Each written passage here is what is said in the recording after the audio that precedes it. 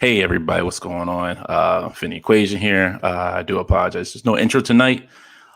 First things first, I do want to start off with saying Todd is, aka Rectangular, is no longer part of the Infinity Equation. So he will not be with us anymore. So the split was amicable. So I just wanted to give you all the heads up as of right now. Todd will no longer be on any future episodes. So I'll bring in the team. As always here, we have Mr. Bobby Valor of Valorverse, packing up comics. What's up, y'all? Mr. Laser Pants 81. What's up, everybody? And then we have our special guest, Highschool Creations. How you doing, sir? Yo, what's going on? Thanks for having me. Oh, good. Glad to have you here. So, the IE board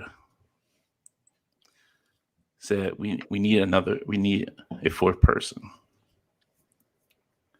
And we scoured high and low, and we only could think of one person that could fill the spot. And I'm going to bring him in. Hailing from New York, the sexy man himself, Alex Sanchez. What's up, guys? I got to dance now. Thanks for having me, guys. I'm a permanent part of your Friday routine. So I'm here to stay, and let's move forward and have some fun and talk about toys. That's what we're here for. Talk about toys. Thanks for that, man. I wasn't expecting it. Well, maybe in case people haven't seen you on the show before as a guest, you can just tell them a little bit about what you do. Oh, yeah. What you collect. What I collect, yeah. Well, my name is Alex Sanchez. I am a comic book artist, illustrator, and have been for the better part of 20 years. Former QB alumni with Bobby. That's how I know him. That's my connection to this show. He introduced me to all these fine folks. That's right, Wolfpack. And I collect a whole bunch of stuff, just like you guys. 1/6 figures, 1/12, NECA, Hot Toys, Playmates, Maddie, all that stuff. So, yeah, that's what I do, and that's what I collect. Nice. Cool. I got to start off with this question because I've been forgetting it every week since it got started in comments.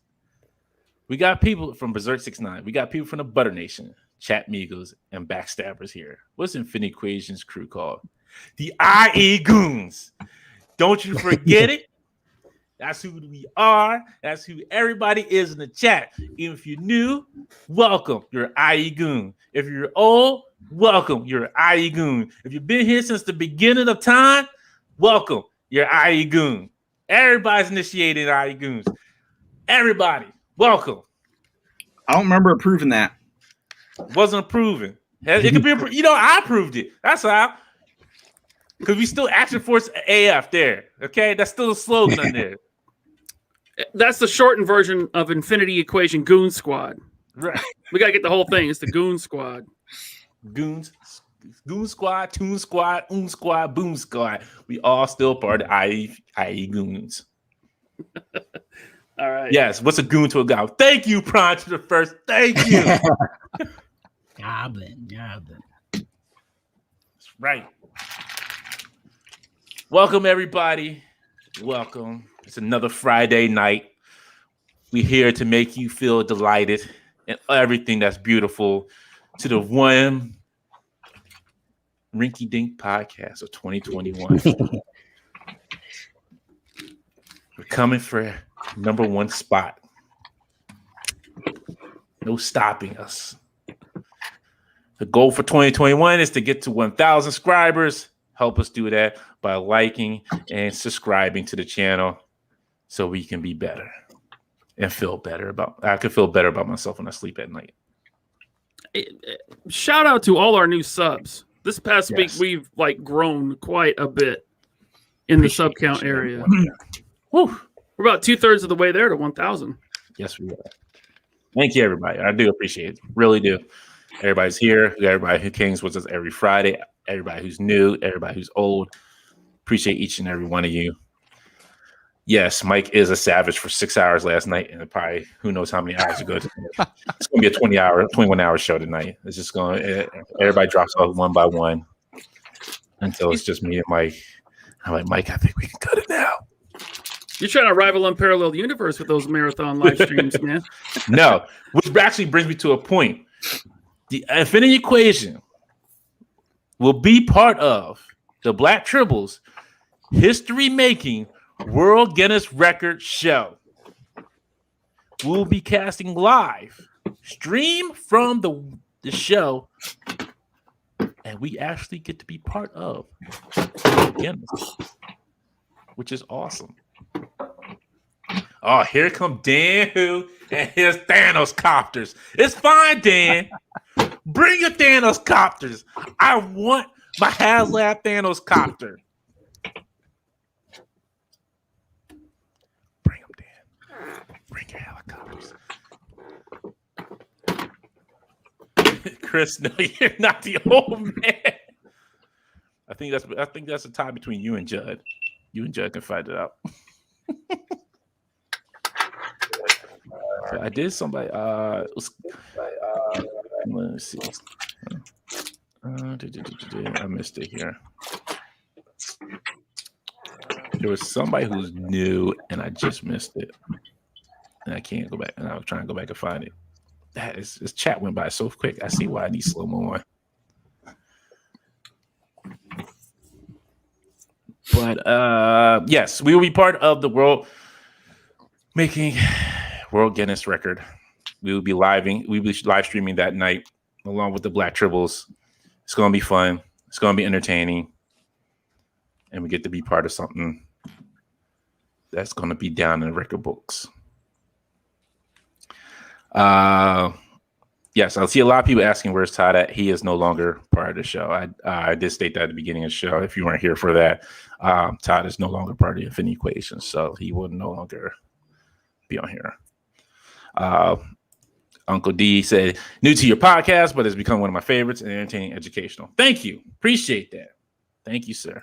Or, man, or either one. I'm sorry. I don't want to hurt nobody's feelings. So, all right. Let's get into this. Ewan going hard in the paint on me. I mean, nothing new there. Right. Steve Nash is going to cross over your ass. Right. I like how Dan Who's trying to like take over the chat with his Thanos copters, and it just isn't working. Sorry, Dan. I knew what your plan was, and I sabotaged it. The Beastie Boys. Yes, Greg, I am serious. You know, in all serious, yes, Greg. I am very serious about that. No, that's not what happened. Y'all are wild. I can't do what y'all tonight. Listen. Everything's okay. Yes. All right. It was amicable. Todd moved on. There's no hate. There's no drama. Yes. It just, yeah. That's it. Hey, yes. All right. It was amicable. Judson says, hashtag Steve Nash sucks. Wow, we going hard already. Go fuck yourself with that one. Dan says, Bobby, can I just say your camera looks great? My man. Yeah, look who's got the shitty camera now. The rookie. Look at the shitty camera. Or Bobby went from worst to first. Yeah, and look, I don't know what's going on with my GoPro. It just died, so I just switched to the web. Yo, Fixer is already going like action force already. He's like, don't make me block y'all. I'm Power Man. Wow, Ewan calling out Lenny is a better Steve Nash. It's better than Steve Nash. Not cool, man. You just crossed the line. hey, Dante, Yes. get this fucking guy out of here. Just block him. Get him out of the chat. I want him gone. I'm Pulling my card. You talk to Fixer and Judd. They're the admins.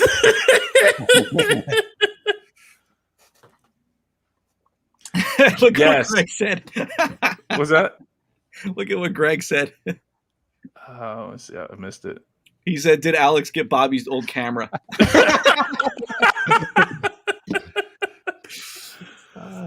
Oh man.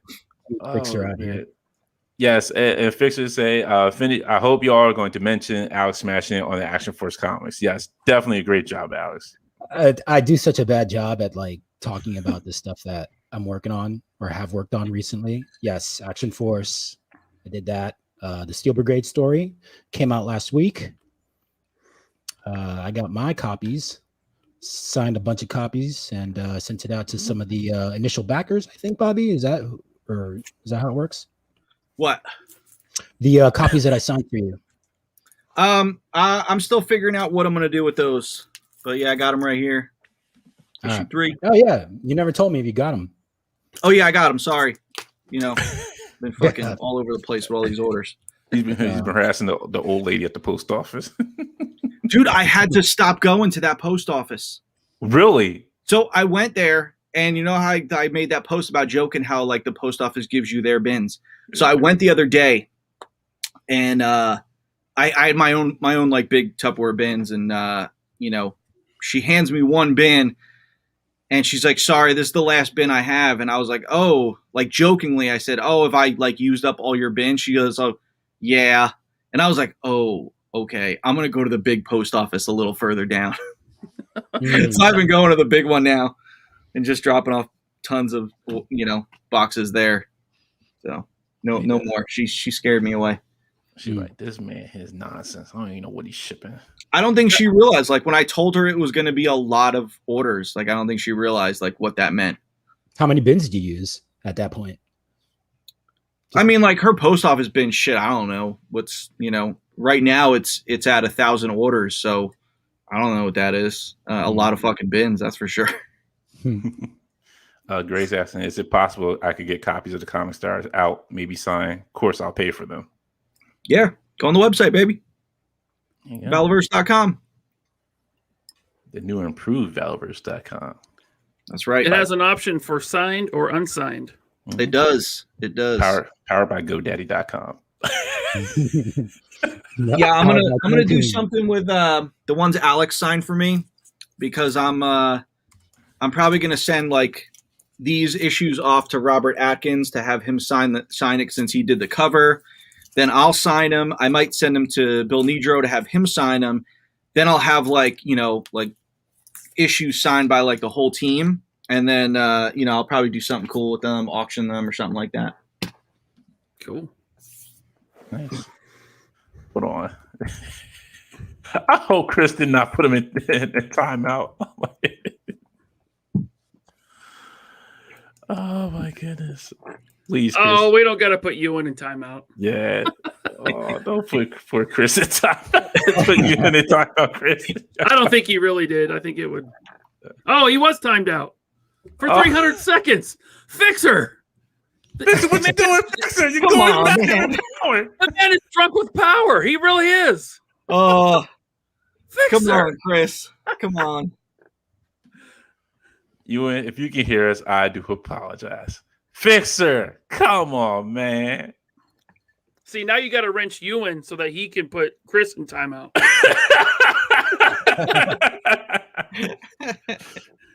He's like, I can't be stopped. Well, I can stop you, Chris. I can take the power away that I giveth. What have I done? I've created a monster. Oh, See, now once that 300 seconds is up, Ewan's coming back with the fury. Yes, he is. I can't be held accountable what happens with that nonsense. So wait, how do you put someone in timeout? Because he's a mod, so he can put him in timeout. Oh, gotcha. I'm sorry, Ewan. Oh my goodness. Ewan to the wrench crew. Hey, retro blasting. Was Ewan screwing around on retro blasting too? Yeah, he was on there because they asked me like, "Do you know Ewan?" And you were like, "Yeah, he's a passionate." I was like, "Yes." He's like, "He's a passionate." You like, "He's a passionate fan." Yeah, he likes to bust our balls. Yeah, nothing wrong with that. Yeah, I like Ewan. Oh man! All right, folks. let's get into this. So, well, you know what? We'll start off with Mike. You're a guest, Mike. What'd you get this week, sir? I opened it all last night, but I'll try to go through it. I got Stormbreaker this week. I don't know why I wanted this, but this thing is dope. It's heavy. It's nice. It makes sounds. Dude, look at your beard. That thing, you need that thing, man. Yeah. That completes the look, dude. You're Thor. That is true. I did finally get the Mezco Superman in, so that was exciting until I opened it up. Wait. Hey, I'm not. I'll just stop there. We can talk about it later if you want to, but that's just my opinion. I still love the figure. I'm not going to get rid of it. I got two actually, and then I got the Sentinel Iron Man, and then there's like 20 other figures I could talk about, but I'll just stop there for tonight. All right, that's fine. What did I get in this week? I got in. Actually, you know what? Alex, what'd you get in? Oh man. All right. Well, for starters, this isn't so much a new purchase as much as it's just a finished custom. This is my Dan O'Brien. I think I showed you, Bobby. Yes. I gave him real fur boots. This is his outfit from his famous WrestleMania 30. Yes. Yeah, I still have to put the decals. I got some water slide. Yep. I got to get some water slide. I have the water slide decals. I still have to put them on his shins and on his trunks. But toys, I have gone down the wrestling rabbit hole. Ooh. It is. I'm going deep. So I got Shinsuke Nakamura. Shinsuke Matty Ultimates. Looks good, man. They got the expressions right. I've noticed about these figures and actually all of the elites and all the Matty WWE stuff is, for the most part, they're hit as far as like the faces, the head sculpt, because of the face scan stuff that they're going. It's pretty, but there are times where it's just printed on wrong. It's not aligned, like you'll have an eye up here or the lips up here or whatever. So yeah, this guy got it from Ringside Collectibles. Retro Blasted asks is like, Alex, I'm looking for the action figure with the most epic batch diaper out there.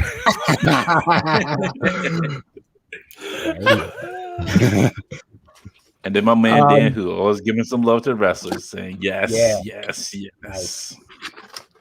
I got me a 2-pack also from Ringside. It's the China Triple H DX 2-pack. And one thing I've noticed, guys, is that I'm in a couple of the wrestling groups, and if you can see, she came with 2 Winged Eagle Heavyweight Championship belts. She's supposed to come with a European belt and the Heavyweight Championship. And I've noticed in a couple of the wrestling groups that I'm in that that's a common occurrence. So I don't know what's going on over there, but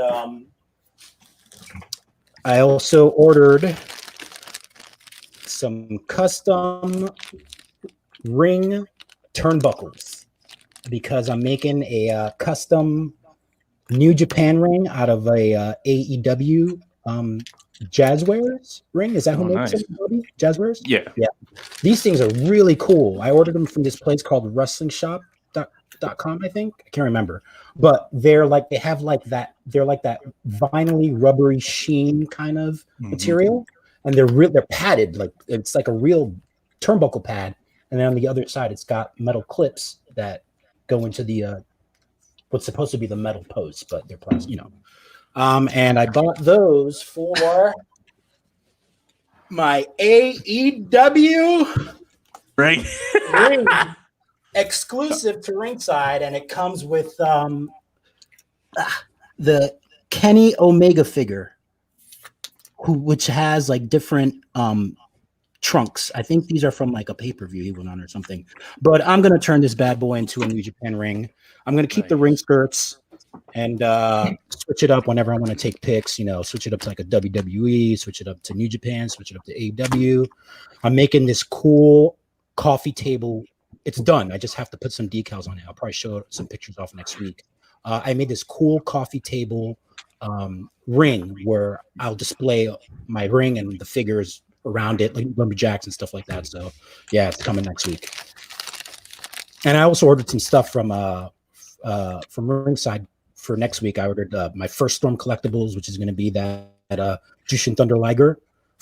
Ooh. Ringside Collectibles is upstate in upstate New York, so I literally get stuff shipped to me the next day if I order it early enough that day. So yeah, that's how I feel with Hasbro. Like Hasbro's like either from when it comes from Georgia or from PA. It's like, hey, here it is next day. Almost like, okay, cool. Like, yeah. Yeah, they are a great resource for props, man. They got all kinds of stuff. Trash cans, ladders, tables, chairs. Are you talking about Wrestling Shop or Ringside? Ringside Collectibles. Yeah. mm-hmm. Yeah. They have an Amazon store that I've picked up a few things from. Oh yeah? Yeah. I think it's Ringside. All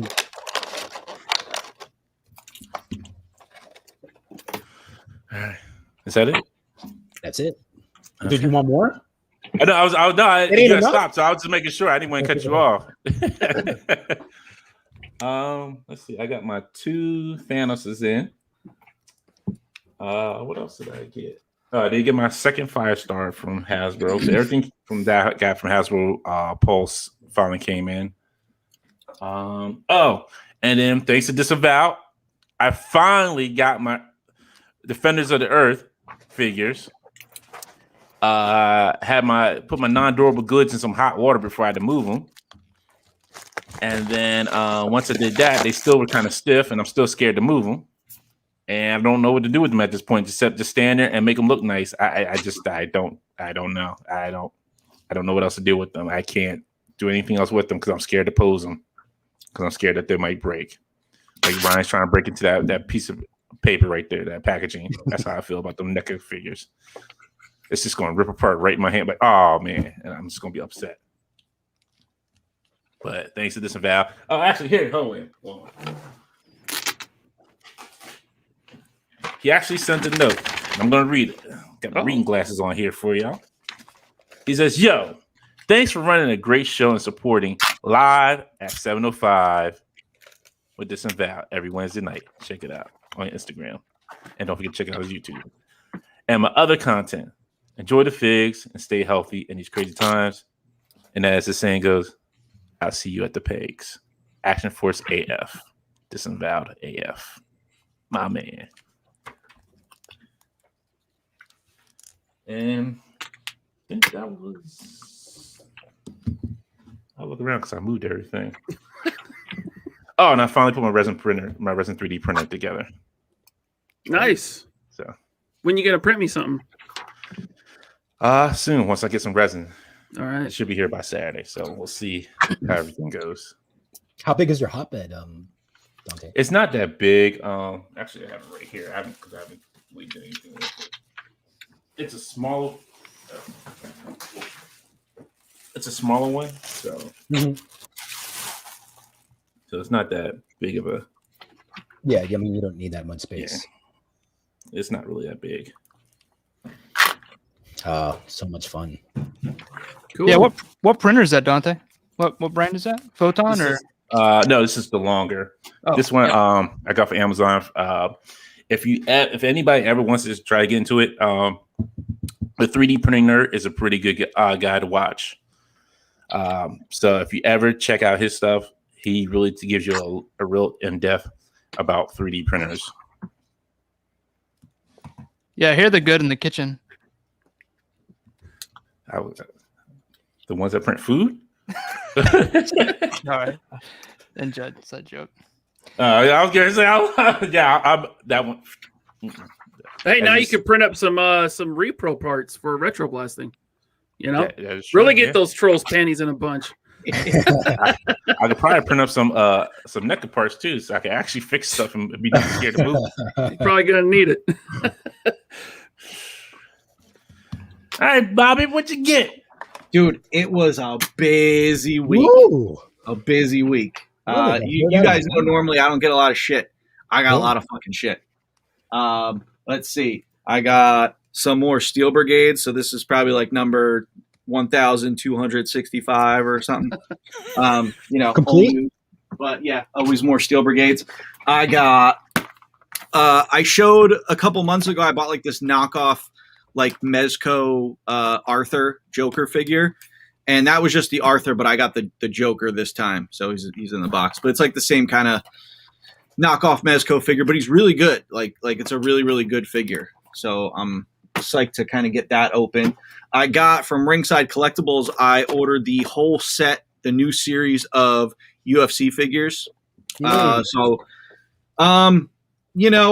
have mixed feelings about it just because, I worked on the first ones and they fucked up the height, and then they redid these ones to get the right height. But it's like they fucked up stuff on it. I'm like, oh, I should have just stayed there and fixed this stuff. Because it's like, listen, when you get another crack at something, you can't fuck it up a second time.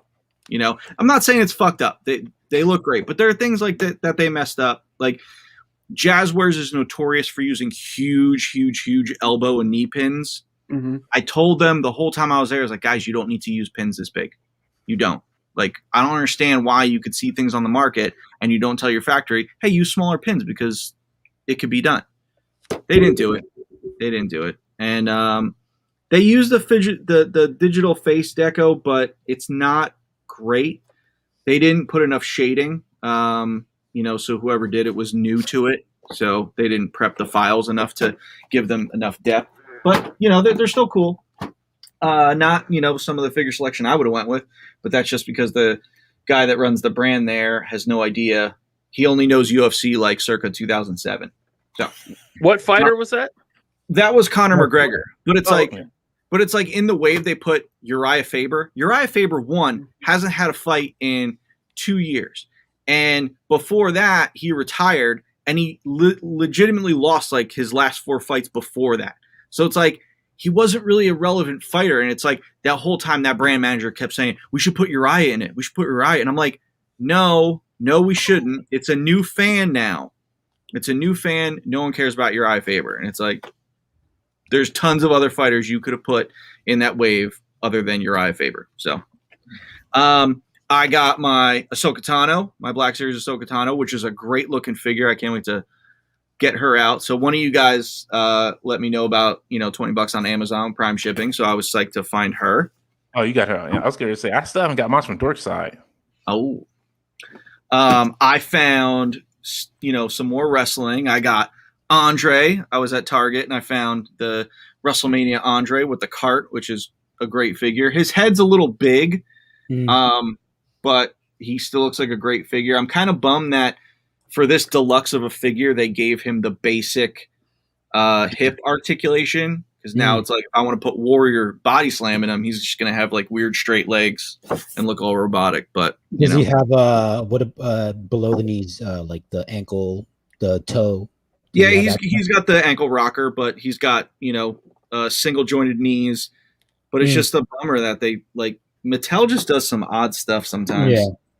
And I know the guy who works on this line, and I'm surprised at some of his moves sometimes. Continuing the wrestling theme, the same day I got Sweet Sweet Bliss. I got another Alexa Bliss, which I'm very excited about because I love her. I'm just going to put her in the Action Force movie just so I can meet her. I got Ryan made me buy this. The Supreme Knight Shadow Edition Batman from Mezco, which I've wanted because it's like the best Batman they do, and I finally got it. It was expensive, but I'm okay with it. So I'm just like to open that. And then last, I got this today. Ooh, oh man! I got my Motaro. Very cool. Yeah, hold that fucker up. The cool thing about him is he comes with one of the skeletons. Oh, yeah. Oh, that's cool. And it's all bloody. Now, I don't remember seeing that in any of the promo pictures. Oh, yeah. It was. It was? Okay. So, I'm glad that I missed that then, because I saw it and I was like, holy shit, I got another skeleton. But yeah, this dude, I can't wait to get him displayed next to Goro. I'm really, really excited about this figure. Storm is just killing it, man. Storm's so good. So good. So if you guys missed our boutique live stream with Retro Blasting, go check it out because we talk about Storm and a lot of other boutique toy companies. It was definitely a great live stream. So check that out. Yes, indeed. Yeah, man. You guys should get him back on the show to do a part 2 because Oh, definitely. there's a lot of stuff I could have elaborated on. Yeah, definitely. Yeah, definitely have to get Retro Blasting back on. Like, yo, it was fun. And Third Wednesday was fun. It was great. But then I had to deal with that long comment. Oh yeah, that thing. The story of my life. Mm. Ryan, what'd you get this week? So I got in my Thanos as well. I only got one though. I don't know why you need 2 Thanoses. I have 3 actually, but you know. Okay. But yeah, man, Hasbro did a good job. This is going to replace the Marvel Select that's on my shelf currently. I think it's really well done. The shading in the body is really cool. The different shades of blue. Let me tell you, Ryan, you know what he needs? He needs a copter. Yeah, he does. We need a Thanos copter for Thanos. Absolutely. And then I got in a Cobra Trooper, and I got in my Rubio head from Unparalleled Universe. So he'll never see this. So shout out to him. And also, I hate you. Wait. Come on, focus on there. Someone needs a new camera. Yeah, right. It won't focus. There we go. Yeah, but it's really well done, and he did good on the paint. He hand paints these, and I think I don't want to misspeak, but I think it's sculpted by Casting Cave. I don't know, but it's cool. It's a cool Sasquatch cyborg head. And then what you do? Put some Action Force guns in his hand. He'll really be accurate at that point. There you go. My other Cobra Trooper has an Action Force gun. The AK. It's like America. Fuck yeah. And did I show the Mafex Dark Knight Triumphant last week? No. No. So I got that in too from Andrew from Toyco. And it's great. Some reuse parts from the black and gray version. But yeah, this one's awesome. It has a bigger cape than the black and gray version. And the battle damage, obviously, from that scene in the comics or the movie, if you've seen it, where he fights the mutant leader. That's what I got. Nice. Oh, wait. I just got this today. I got the nice. The 2-pack. Old Man Hawkeye, and I already had it, but Todd found this at his Target for $15, and he sent it my way. Nice. So thank you, Todd. Yeah, and I wanted it because I want to use the Hawkeye for a custom for a kit bash, and for $15, I pretty much got Logan for free. So that's what I got. Nice, gentlemen. Nice. Well, let's hop into the crazy news of this week. First of all, was it last week? Yeah, that was last week. Never mind. I was thinking of something else. Oh my goodness, I'm losing my mind. Let me pull it up here. Bring this over. Share this. Hey, if anyone's deleting comments in the chat, let's not do that. Yeah, Judge said he accidentally did. I need to address that. Yeah, I said something. Yeah, I said something. It's possible that it could be YouTube. I think YouTube does that sometimes. I don't know, but I hope our mods aren't doing that. Thanks. So the hotness this week was the White Vision. So we know we're getting this sometime. So what was that? Somewhere in the Marvel Legends line. Sometime soon. Let's see. Doesn't have any information of when and where, but we know it'll probably show up on Hasbro Pulse soon, along with the Funko Pop versions of the characters. Yeah, that's cool. We're getting the White Vision. I'm sorry, spoilers if you haven't seen episode 8 of WandaVision. Oh man. But Oh wait, Yeah, that was last week. Yeah. Whatever. Yeah, it was last week's episode. He showed up in the mid-credit scene. Yeah. Which I thought it was really cool, man. Mm. To get that white vision. If you saw the season finale today, you probably have more thoughts, but I won't go into that just to protect everyone's feelings about spoilers. Yep. Actually, we will be doing a review of WandaVision wrap up on Monday, probably at 8:00 Eastern time. We'll do going through the whole season talking about it. Oh, were you going to run that by me? I asked you when we got on here, and you said, "Okay, cool," and Alex was cool with it. So. Yeah, we did talk about it. We can do it at 9:00. We can do it at 9. Would 9:00 suit you better? No, that's is the 8:00 too early for you? Is that your beer drinking time? No. We already got one Stone Cold Steve Austin. We don't need two.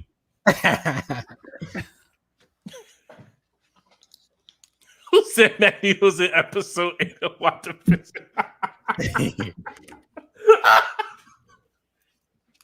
Children, stop fighting. What's the pop thing? Oh, that's the Agatha. Agatha. It was Agatha. I don't think anyone cares about pops.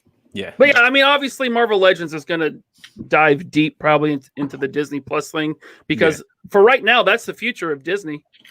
I mean, nothing's coming out in theaters. I know they're saying Black Widow in May. I'm skeptical of that happening. But maybe. I don't know. Oh, my goodness. Black Widow will come out the same time the Action Force movie comes out. There you go. You're right. It'll be like 5 phases behind. I'm betting that Vision is like there's a rumored Disney Plus wave. But I could see them doing a 2-pack with like him and like a another repack or something. Yeah, I can see that. I can see that happening. Tyler Leland said, "I want a second Thanos so I can paint the gems on the fist and remove the paint from the other hand so you can recreate Iron Man snap."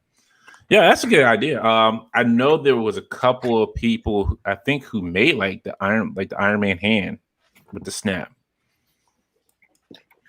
I think I've seen like the Iron Man glove that a couple of people made. I know it was on Instagram, so it could have been anywhere. I honestly could not tell you who did it. Wow, Dante Knight pandering to the UK fans and time zones. Why there's in UK love? Because I work. We all work during that time that you all are up. I'm literally at work. Everybody's at work. Bobby's packing stuff. Alex is busy drawing. Ryan's busy doing whatever he does. Nothing. Mike, I'm sure he's working hard, either making a dial or making some money somewhere else. Hey, we all making that money. Working in Asgard. I guard the bridge. It's a hard job. He works on the bridge. Like, yo, hey, what you coming in for? Huh? All right. Hey, patch it down. All right, you're good to come in. Come on. Don't start no trouble. You see, I got the Zax. Let's see. Then we have we already talked about that. Then we finally got to look at Scrag from the NECA crate. I pre-ordered that today. Oh, did you? I got all crates. I don't feel as bad about it for 2 reasons. Just because I missed out on the first one, which I regret, the first loot crate. Mm-hmm. And I think the lineup of figures for this one, it's just like there's not one bad one.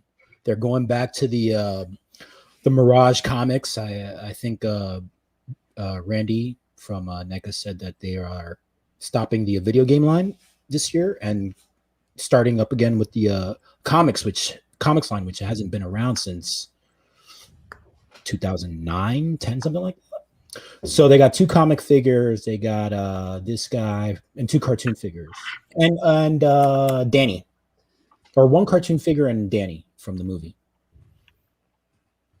Good shit. Yeah. Anybody else? Because I like, let's say, I like the turtles, but I really don't collect them. I like the turtles, but the cartoon stuff I'm out of. NECA pissed me off, and I sold all the cartoon stuff. I did break down and get the the Loot Crate box with Danny in it, the movie figure. But how deep did you get into the cartoon stuff, Ryan? I had all the Turtles, Shredder, Krang, Bebop, Rocksteady, and like 6 foot soldiers. Oh damn! Yeah, I sold it all off. Paid off the house. Yeah, basically. I know, right? Jesus. You know, one thing I wanted to mention about because NECA bought Loot Crate, correct? Yes. Yeah, I think they bought like a major, like they're like the major stakeholder, whatever, however you say it, something like that. Yeah. One thing that kind of irritates me is if you go on the Loot Crate Ninja Turtle, you know, the current pre-order page, they have a little banner there where it's like Loot Crate Series 1 turtles are selling for $300 each on the like reselling or on the aftermarket or something like that. I just like it kind of just irritates me that they're kind of advertising that, you know. It's like they should. I don't know. That's nothing for you. When you're buying non-durable goods, don't sell it to you any way that they can. I mean, isn't that encouraging scalpers? And I mean, I understand. I don't have as big a problem with scalpers if they're within reason, you know. But when you like got guys triple dipping, and then we'll have a problem. But I think that encourages them to kind of, you know, go out and buy them all and resell them. Yeah.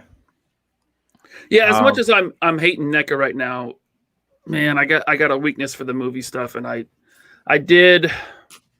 Well, I'm a hypocrite, first of all.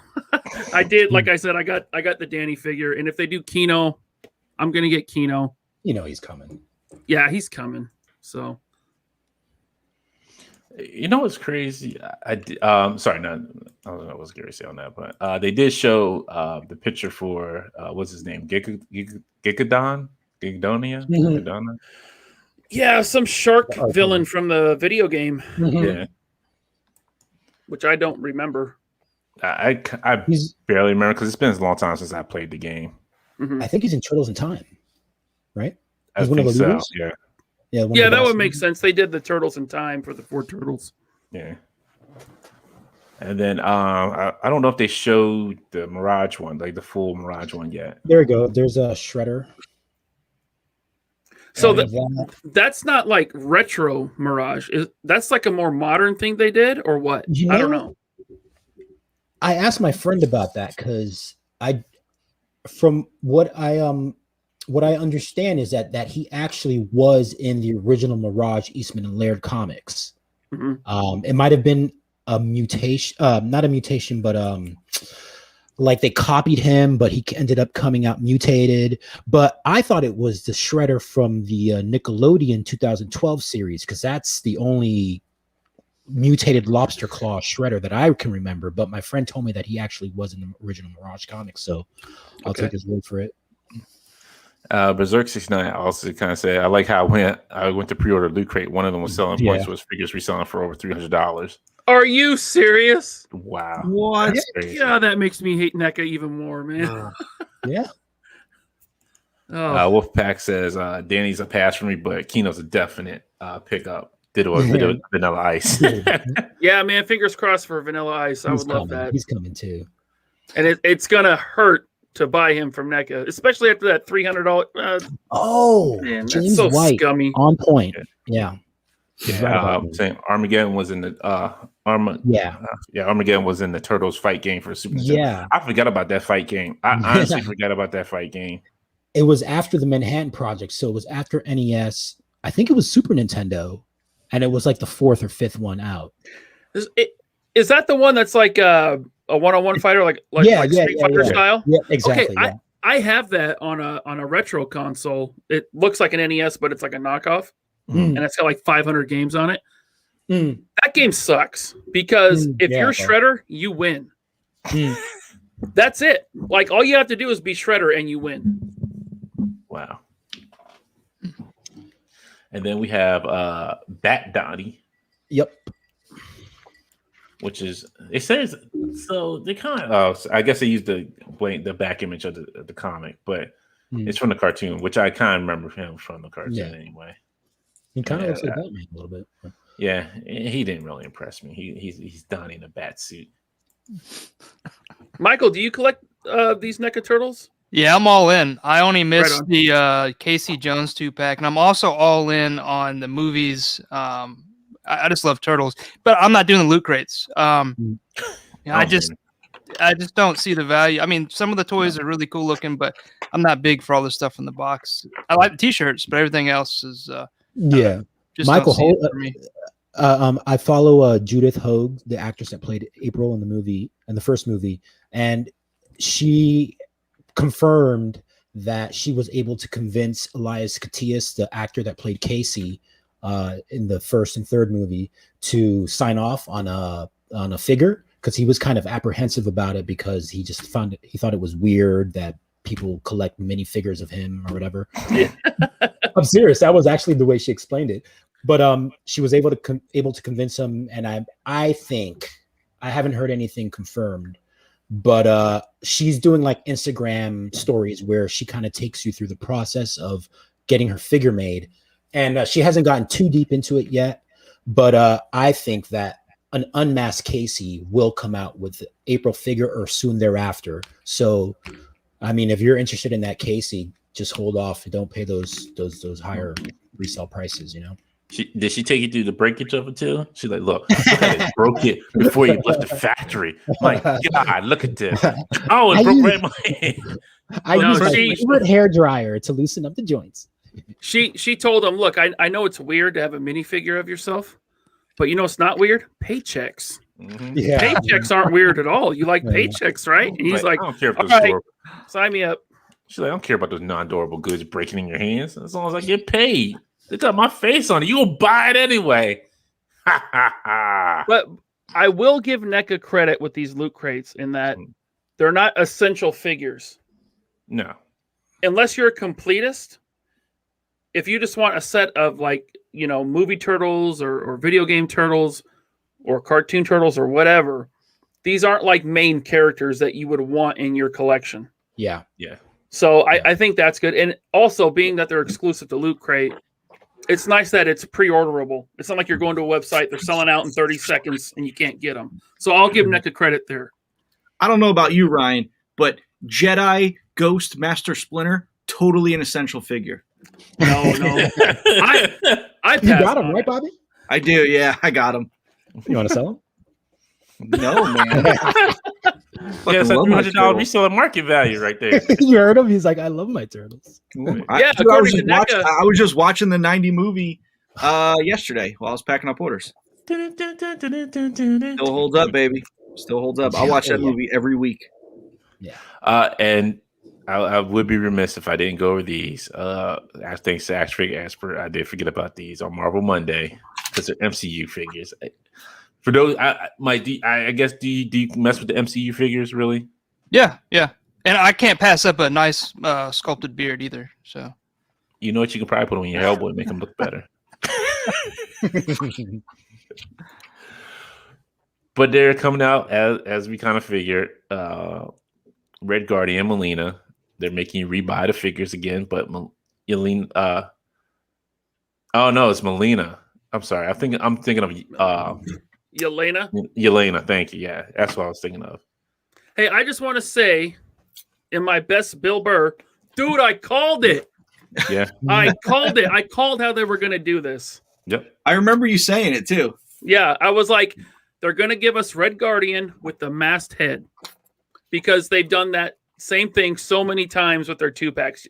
They'll double pack something with a different head that should have been in the single pack. Yeah.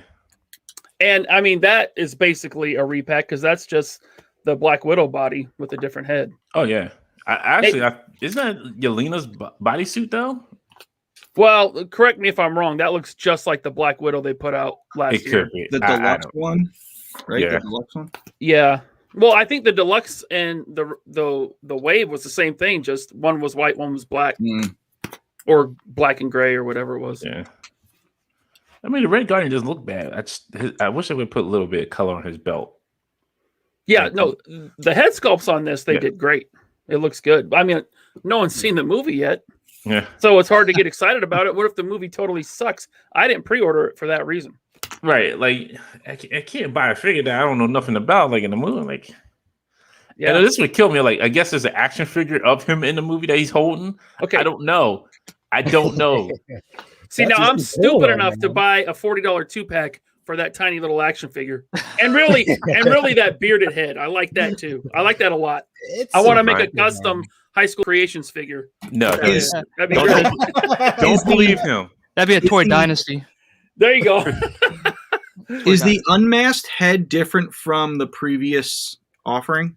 Oh yeah, yeah. So it's 2 new heads. Yes, it is. Okay. What I think happened, and Bobby, you can speak to this, is that the first head was probably based off of concept art, Yep. Mhm. and this Yep. is based off. Okay, we know what he looks like now. Let's put him in the 2-pack. All the time. Yeah. All the time. Well, I mean, they had enough time to do everything, so Yeah, it's been delayed over a year now, right? Year and a half, and they get more time. they look at this point. Like I said, cut your losses and just go ahead and show it on Disney Plus. Yeah. At this Well, point, They put out a new Disney cartoon today, right? Is that $30 like yes, Mulan was? yes. Man, I'll pay $30 to see Black Widow I don't because know. that's cheaper than 3 Crazy. movie tickets. Is it really $30 worthy though? Well, I don't know, but I would have seen it in the theater and probably spent 45 to hold on. 50. So this is what I'm going to throw at you. I'm going to throw the scenario at you. All right. Let's say so when they first did this for Mulan, you paid $30, and then they said, well, you know what, it's going to be free in December. Why not wait till it's just free? You just only had to wait a couple months. That's true. Yeah, when I'm sitting on the couch and I want to watch something and there's nothing on. Just You plenty know. to watch. Just plenty to watch. I just know, I just got finished watching Boss Love on Hulu, which was pretty good. Had Frank Grillo from Great movie. Great. Yeah, fucking you movie. see it? Yeah. Fucked up. Like the ending pissed me off, but it was Yeah. a great movie. Yes. Thank you. Just wait till Justice League kills it in a When's that couple come out? weeks, Next and week? then 19th. and then Disney will be like, "Ooh, maybe we should start releasing movies." Yep. I am shocked by your optimism for Justice League. Bro, stop it! Stop. You stop it right now. Stop Thank it. you. I'm sorry, Alex. Look, Alex. If anything, I'm I with Bobby can't. on. I can't this wait. Is it. I cannot. Like, I got the 18th marked on my calendar. I told my wife, I said, I'm not doing nothing. I'm sitting my ass on the couch, popcorn. I'm gonna have a big soda. I'm gonna feel like I'm going to the movies. I don't want anybody to bother me. Kids are gonna go. to their Alexa parents' Bliss house. figure is I'm going to be watching sitting Justice- next to me. He's like that. That's the dream. We're gonna go fly and make it happen. I got a cigar in my hand. Yeah, hey, Oh. you know what? I'll come, Bobby. I'll fly out and complete the movie theater experience for you. I'll sit in front of you with my phone on, texting. You know, I won't shower. with his I won't- 10-gallon hat on. I won't shower for a couple days, so you get that like public BO. It's like, who is that? You know, Yeah, this guy. I mean, All right, I let want me it to know. be I'll authentic. go out there. I'll go out there and join you and eat popcorn behind Bobby. There you go. I just eat it really loud, just munch it. You know, So, Bobby, Yeah. so I'm gonna come out there and be on your side. Be like, look, you two guys, shut up. Just shut up. If you want to take it outside, we can take it outside. They'd be like, okay, sorry, sir. now, And then it'd be real quiet. It's gonna Listen, be. man, I'm It's gonna be hoping the that- best 4 hours since Return of the King, the extended cut. This caught my eye today. I seen this. It's a statue of Talos, the soft vinyl figure. Now, Bobby, you might have some love for this. I don't know for Alex and Mike, but you all remember this movie, Jason the Argonaut. Mhm. Great movie. Great movie. Statue. It's a statue though. I know, but it's a great. That's something I would love a figure of, that Talos figure, where you got to turn a little, like get his Achilles ankle, and you got to turn it and let the juice flow out of his leg. Man, that movie's awesome. I'll give myself What's the height, the scale on this? 32 centimeters tall. I don't think it's that tall because it looks like the boat's separate though. That you can put the boat down, or you can have it in his hand. Mm.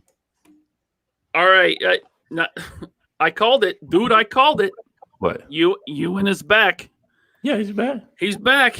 I told you he was coming back strong in the chat. Oh my goodness! Now what is he doing?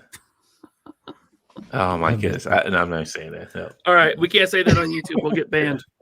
Sorry, Ewan. But it's a soft vinyl figure with polyresin diorama.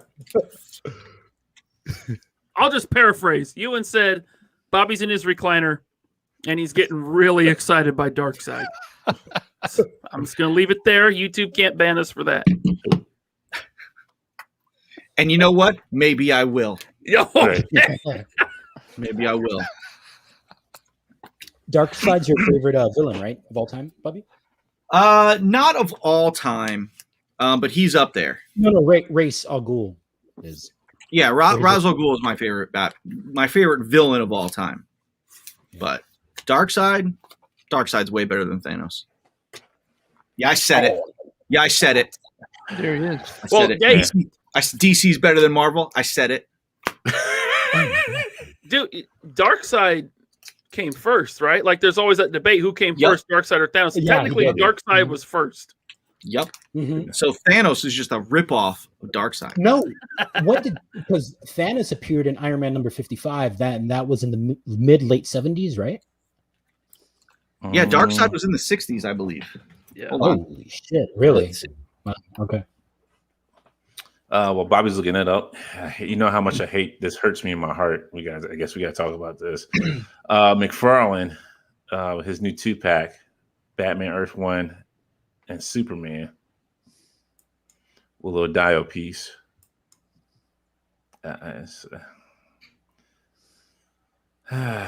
Crickets. I don't understand. I don't understand how he gets away with it. You know what? I actually do like that Destroyer figure. I have the single pack version. It actually moves? Yeah. I mean, especially for a big figure. Yeah. Darkseid first debuted November 1970.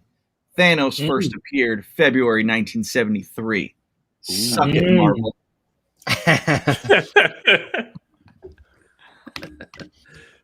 Glad we got that out of the way.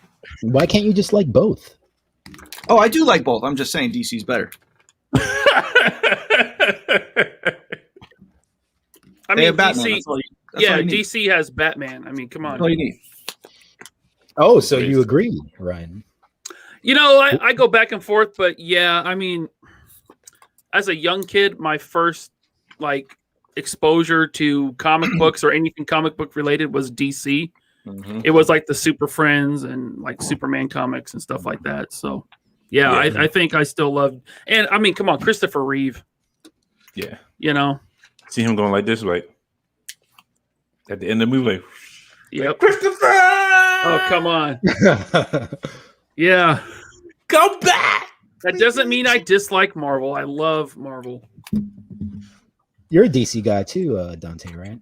Yeah. Well, like Ryan, like that's what I first, like, that was my first comics reading when I was growing up, was DC comics before like I really hit Marvel. Like X-Men was my first comic that I read of Marvel. Yeah. But it was always been DC because I was like a big Green Lantern fan. Where do you sit on this, Michael? Pass. Okay. Really? I've already got Devastator. I'm a Marvel guy too, Michael. Don't worry about it. I'm here with you. That's it. I just not big on that Superman figure. I don't know. Okay. But see, this now, this is where your Mayfix Superman comes into play.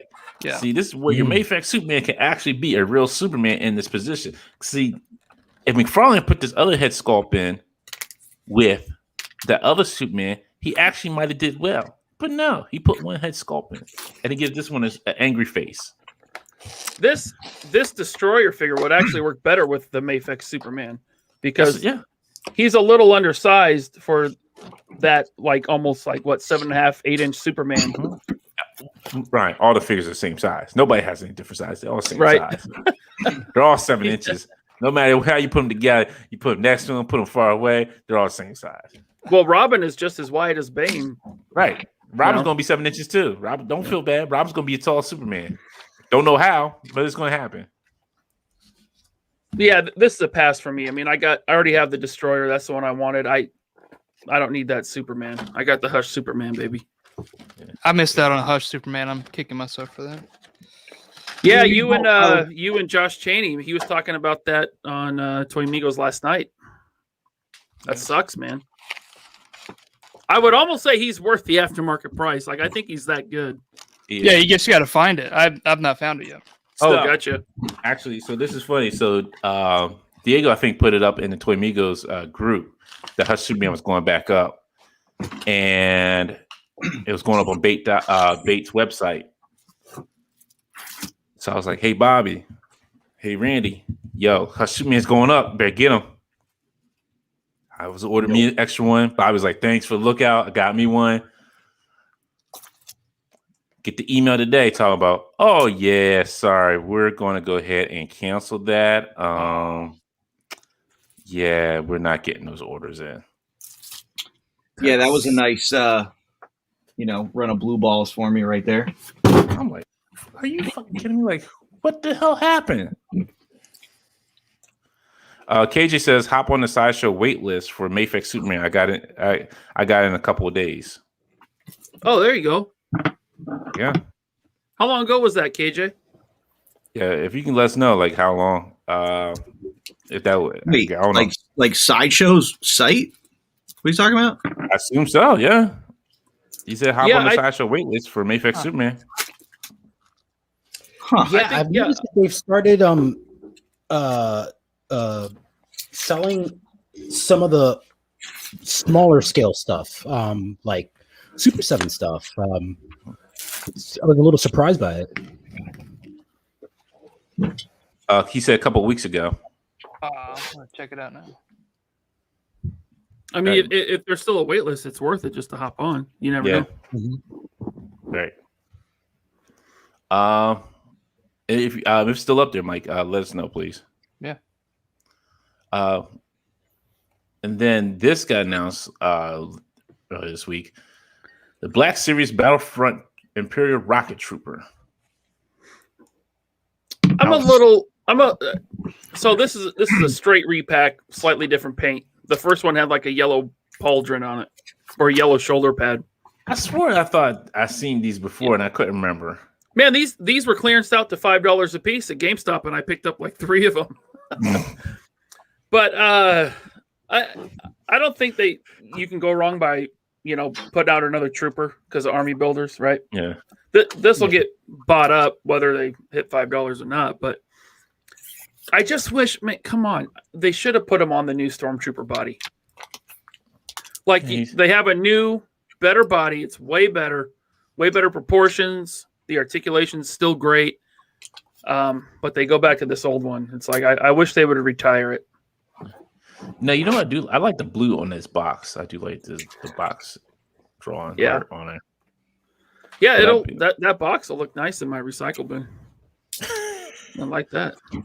That'd be the only reason why I would have bought it is the box. I think you care about the figure. It'd be the first time I care about the box more than the figure itself. Sometimes, like if I really like the artwork on the box, I'll cut the artwork out and save that. Yeah. For what? I don't know. I'll probably end up throwing it away later. Yeah, so waitlist is still open on Sideshow for Hush Superman. Oh, Hop on it. Yep. Hop on it, everyone. If you don't have it. So this one kind of hurt my heart too. Because almost... Hold on. We're live. We don't want to get Bobby too excited now. We got this Darkseid on the screen. Relax. Lord, is the design for him and the Snyder cut different than I guess the cut scenes that he was in from the original? No, this is his design. Exactly the same. Yeah. I remember him being shirtless though in something. Yeah, I think when they first kind of showed him in that first trailer that they dropped, that very first one, I think he might have been shirtless, but I think this is his full design with the armor on. This almost made me buy my second McFarlane figure and be disappointed. Actually, 3 times. It'd be 3 times I'll be disappointed if I did buy this figure, because I got disappointed by the Grim Reaper Batman.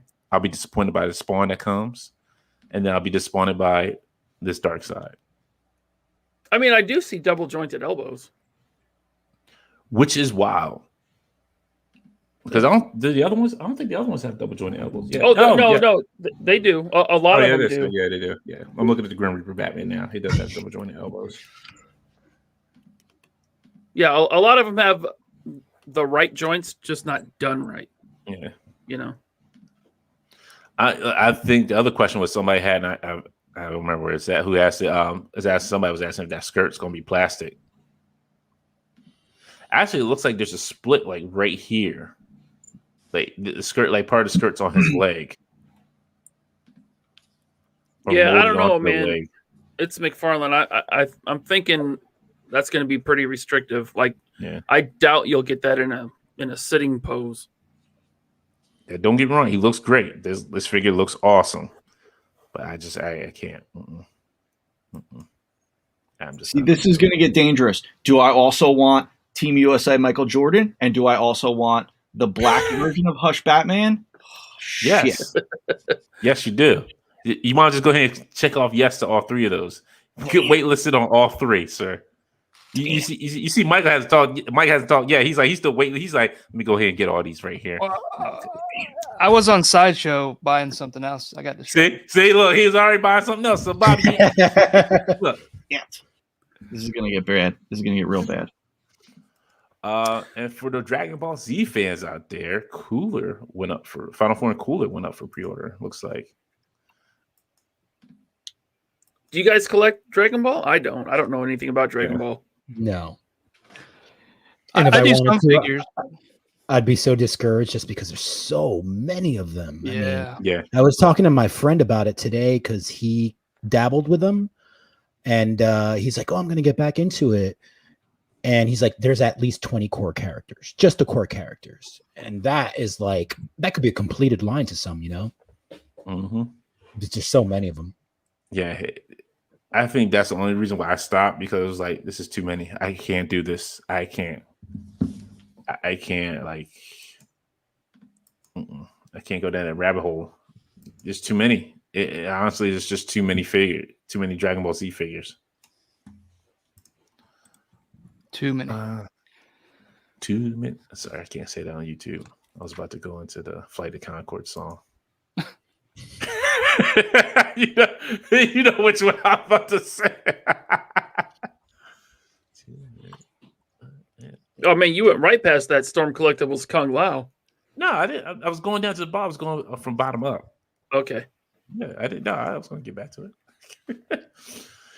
And then from Pacific Rim Black, the new Netflix series, I haven't got a chance to watch it yet, but Just it is finished out? it. Yeah, I just finished it today. Holy! How was it? I liked it. I had not seen a Pacific Rim in animation form before, or maybe I just missed it, but I thought it was pretty good. It's like 5 or 6 episodes. Okay. Is it so? Does it follow the movies, or is this like in its own kind of story? It's like his own story. Okay. Because I was curious if it was going to follow like after the second movie, and like, hey, this is what happened after the second movie.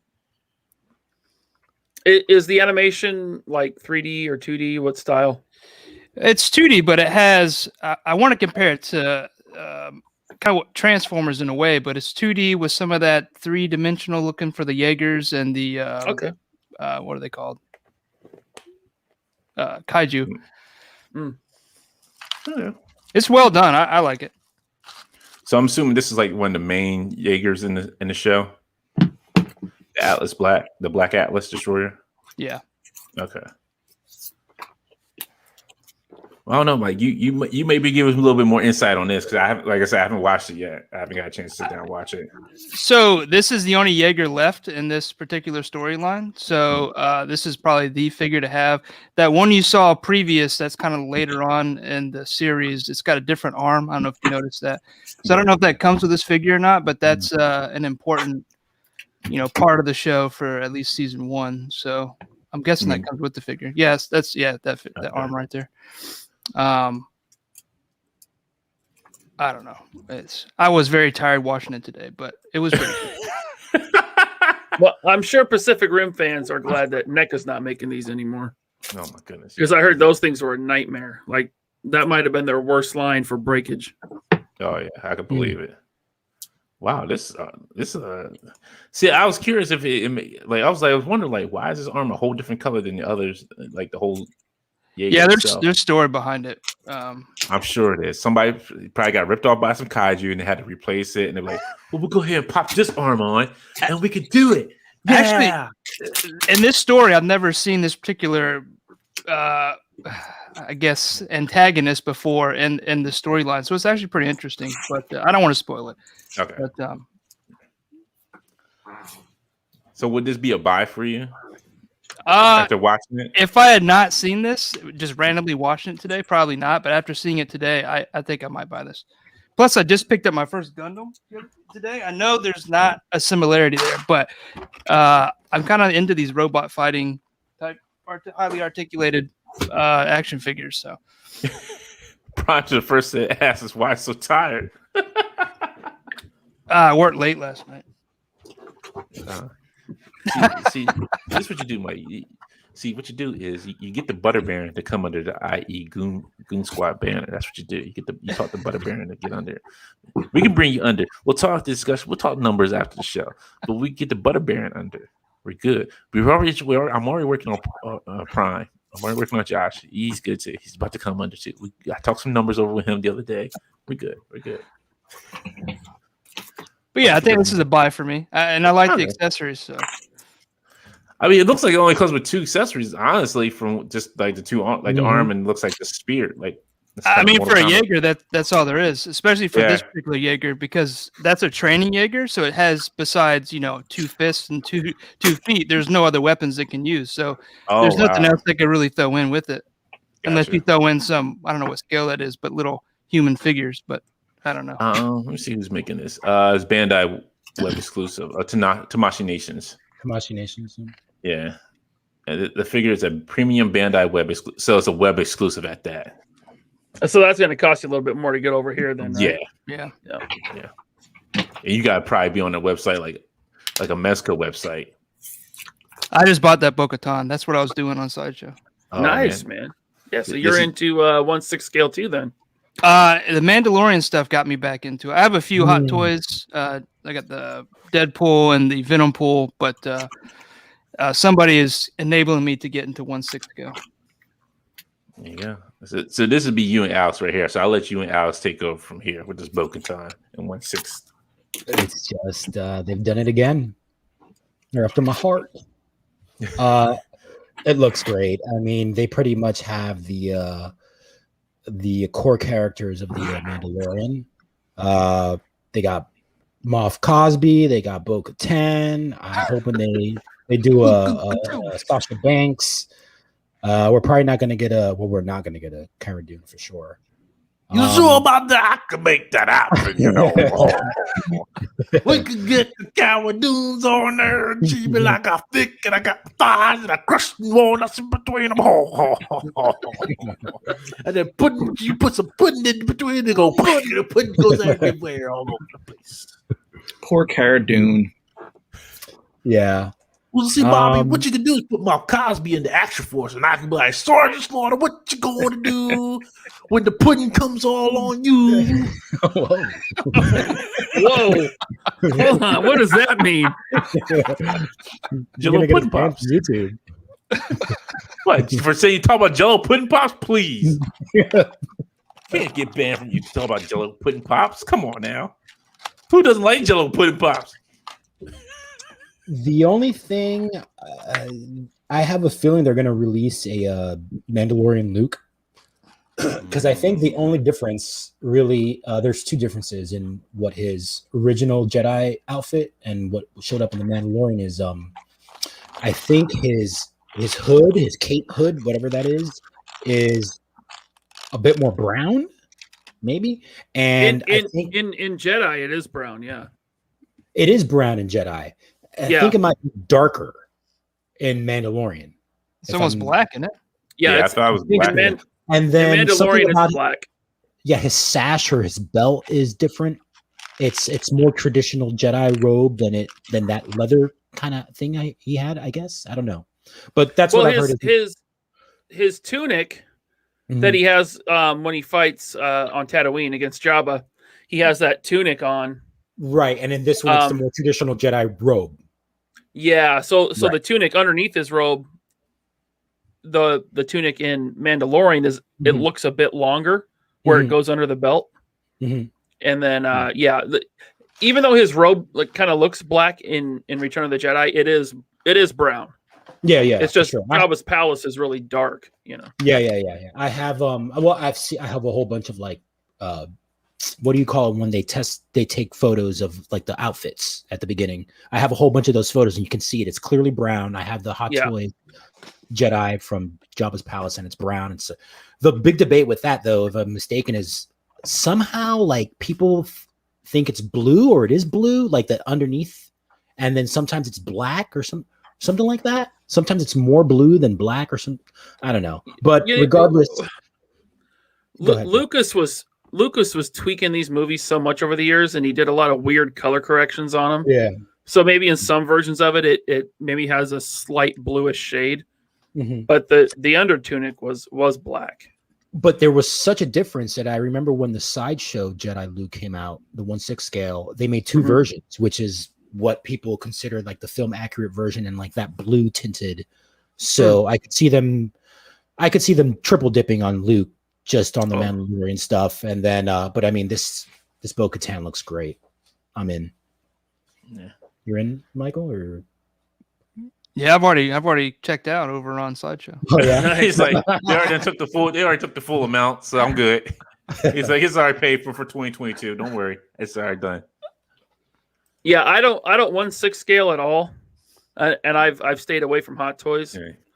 But we were talking to Alex earlier before the show, and I was saying that head sculpt is so good, it almost creeps me out. Like it's so freaking good, you know. Yeah, man, that tempting. But like I think we talked about this on Wednesday too. Like I'm always scared. Like when we were talking about like when you bend the arm, it'll have those creases in them. Yeah.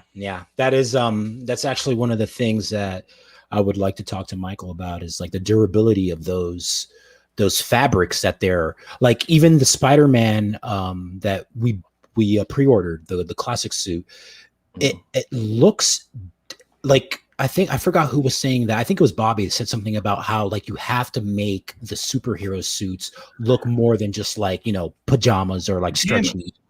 Right. You have to put some kind of like pattern or texture on there to make it either look leather or modern or something. But they are doing like this rubber suit thing for a lot of these superhero Hot Toys figures. And if you pose it for too long, you're going to get that crease in the elbows, in the knees, in the waist. So what people do is just like they pose them, take pictures of however they're posing them, and then put them back in museum poses and leave them alone. That's what I do too. That's fine with me. I don't mind. You know, it's like as long as I'm able to capture some good pics, then I'm good. But another thing is like the rubber that Hot Toys uses does deteriorate over time. For example, I have the Hot Toys Ed 209 RoboCop figure, and what people do is like, because he has a rubber dome, and what people do is they buy like this auto vehicle motor grease, and like they just kind of coat it every 6 months, you know, twice a year, 3 times a year, and that'll keep it from deteriorating over time. And I'm thinking that maybe that's something you have to do with these rubber superhero figures, you know? Yeah. See, now you make me it's regret upkeep, I got this man. Spider-Man. Yeah. Look, you know what? I'm putting him in a glass case and calling it a day. He's never going to get touched. He's like, everybody like, oh, what's that? Don't touch it. He's going to fall apart if you touch it. Okay? Think of him as a NECA figure. You touch it, he falls apart in your hand. Just don't touch it. I think that's worse, actually. I like what Rich M said in the chat. He said sculpted hair on the ladies is so much better than that real hair nonsense. It does look good. Yeah, they did I think a Scarlett Johansson Black Widow, and it looked like a Barbie doll because it had that like Barbie doll hair. It just looked, and Wanda it looked, too. Yeah, and Wanda. Alex, you were giving me shit for not liking rooted hair. Rooted hair's no good, man. I have parameters as far as rooted hair goes. I am a sucker for rooted hair. I only really like rooted hair on dudes because they look less like dolls, and it's very specific. Like if I were to make like a custom of like Ultimate Warrior, he would totally have to have rooted hair because he had that fucking frizzed out mullet or something, you know. But for example, like I also have this beast figure, which was a custom made by a amazing artist called One's Custom. Look him up, guys, on Instagram. And this is a custom of the Beast from the X-Men First Class movie. And this guy just does like horror figures. But I saw his stuff. I'm like, man, he would make a killer Beast from X-Men. And this is rooted hair. It's all rooted hair. I don't think it counts as a doll. I'm sorry. I mean, so it depends on the character. Most of the time they're dudes. And I'm sticking to that. I'm wondering if so with her gear, would you still see the wrinkles? Because it looks like it's kind of like sewn on, like it's not like really like a superhero suit, it's more a like fabric, like a piece of clothing. That's how Amanda's is, right? It's more of a fabric than a and it's the same as the under suit that's in the Stormtroopers. I don't know if you have any of those, Michael. They're kind of what people do is like, because they have padding underneath them. So what people do is, in order to make them more posable and to put less stress on the undersuit, is they take out the fat suit underneath that. And that relieves a lot of the tension that you come across when you're trying to pose them in, weird angles or whatever. But yeah, I think it's standard for them. You're going to have to keep an eye on it and not put too much tension on it like all the other ones. I'll be back in a second. That's a good idea, man. I'm gonna take my fat suit off. Hold on.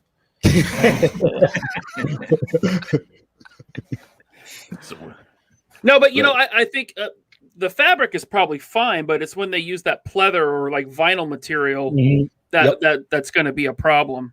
Same with Mezco, like my black suit Spider-Man, he's vanilla posed at all times unless I'm using him for a picture or something. I don't leave him in a crazy Spider-Man pose on the shelf, which kind of sucks, but that figure looks good, even vanilla posed. I actually just got that figure and I opened it last night. It's dope. Yeah, but you get creases and it looks terrible, right? Yeah. Rich end. This bastard.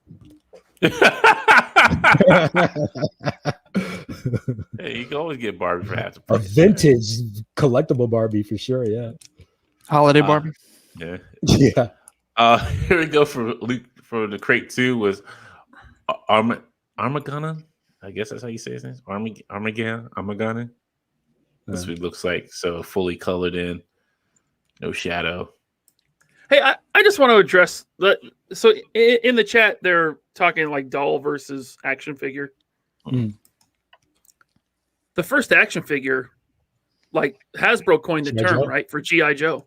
Yep. They were cloth goods, 12-inch, like the size of a Barbie doll. So what is the difference? I always considered, Buzz Lightyear is an action figure. Woody is a doll. Yeah. Right? Like to me, like if you have an action feature or you have joints and you're superposable or something like that, that's an action figure. Yeah. Makes sense. Right. I'm sorry to cut you off, Dante. There's someone, I can't remember who said it, but I always say this when people say, well, what's the difference? It's like, the difference is who it's marketed towards. Yeah, absolutely.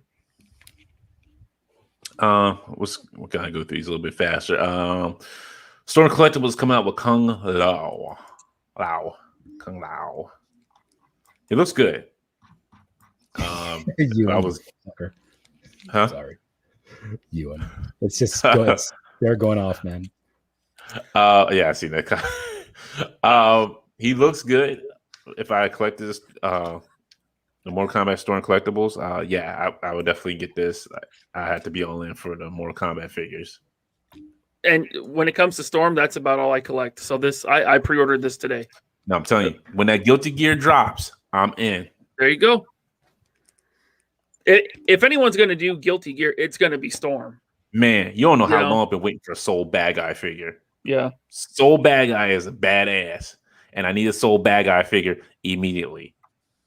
Yeah. It's always cool when Storm Collectibles does a Mortal Kombat figure that's not one of the ninjas. Because they keep doing ninjas, they're redoing them, they're doing different versions of the ninjas. Like I think Scorpion has 3 versions now. Or actually, I guess 5 because they do or 6 because they do a bloody version every time too. Yep. So it's nice to get someone else that isn't one of the ninjas, like Kung Lao. I hope they do. Yeah, I want to see Sonya. I want to see Jax Johnny- would be cool. Jax, Jack, definitely. Yeah. Johnny Where Blaze. are the black people at now? I'm gonna ask Storm Collectibles. Every time I don't see no black people, like there's black people in the game. Where's the black people at, Storm? Well, you know what I did? I took my Muhammad Ali and Mike Tyson Storm, and I put him in my Mortal Kombat display until I get my Jax. Yeah, and thank you. Josh said too. Prime the First. Thank you for bringing that up. Where's Nightwolf at? Where my Native American characters at? Mm-hmm. Have they done any of the female? I think they put Sonya Blade up for pre-order, but I don't think she's out yet.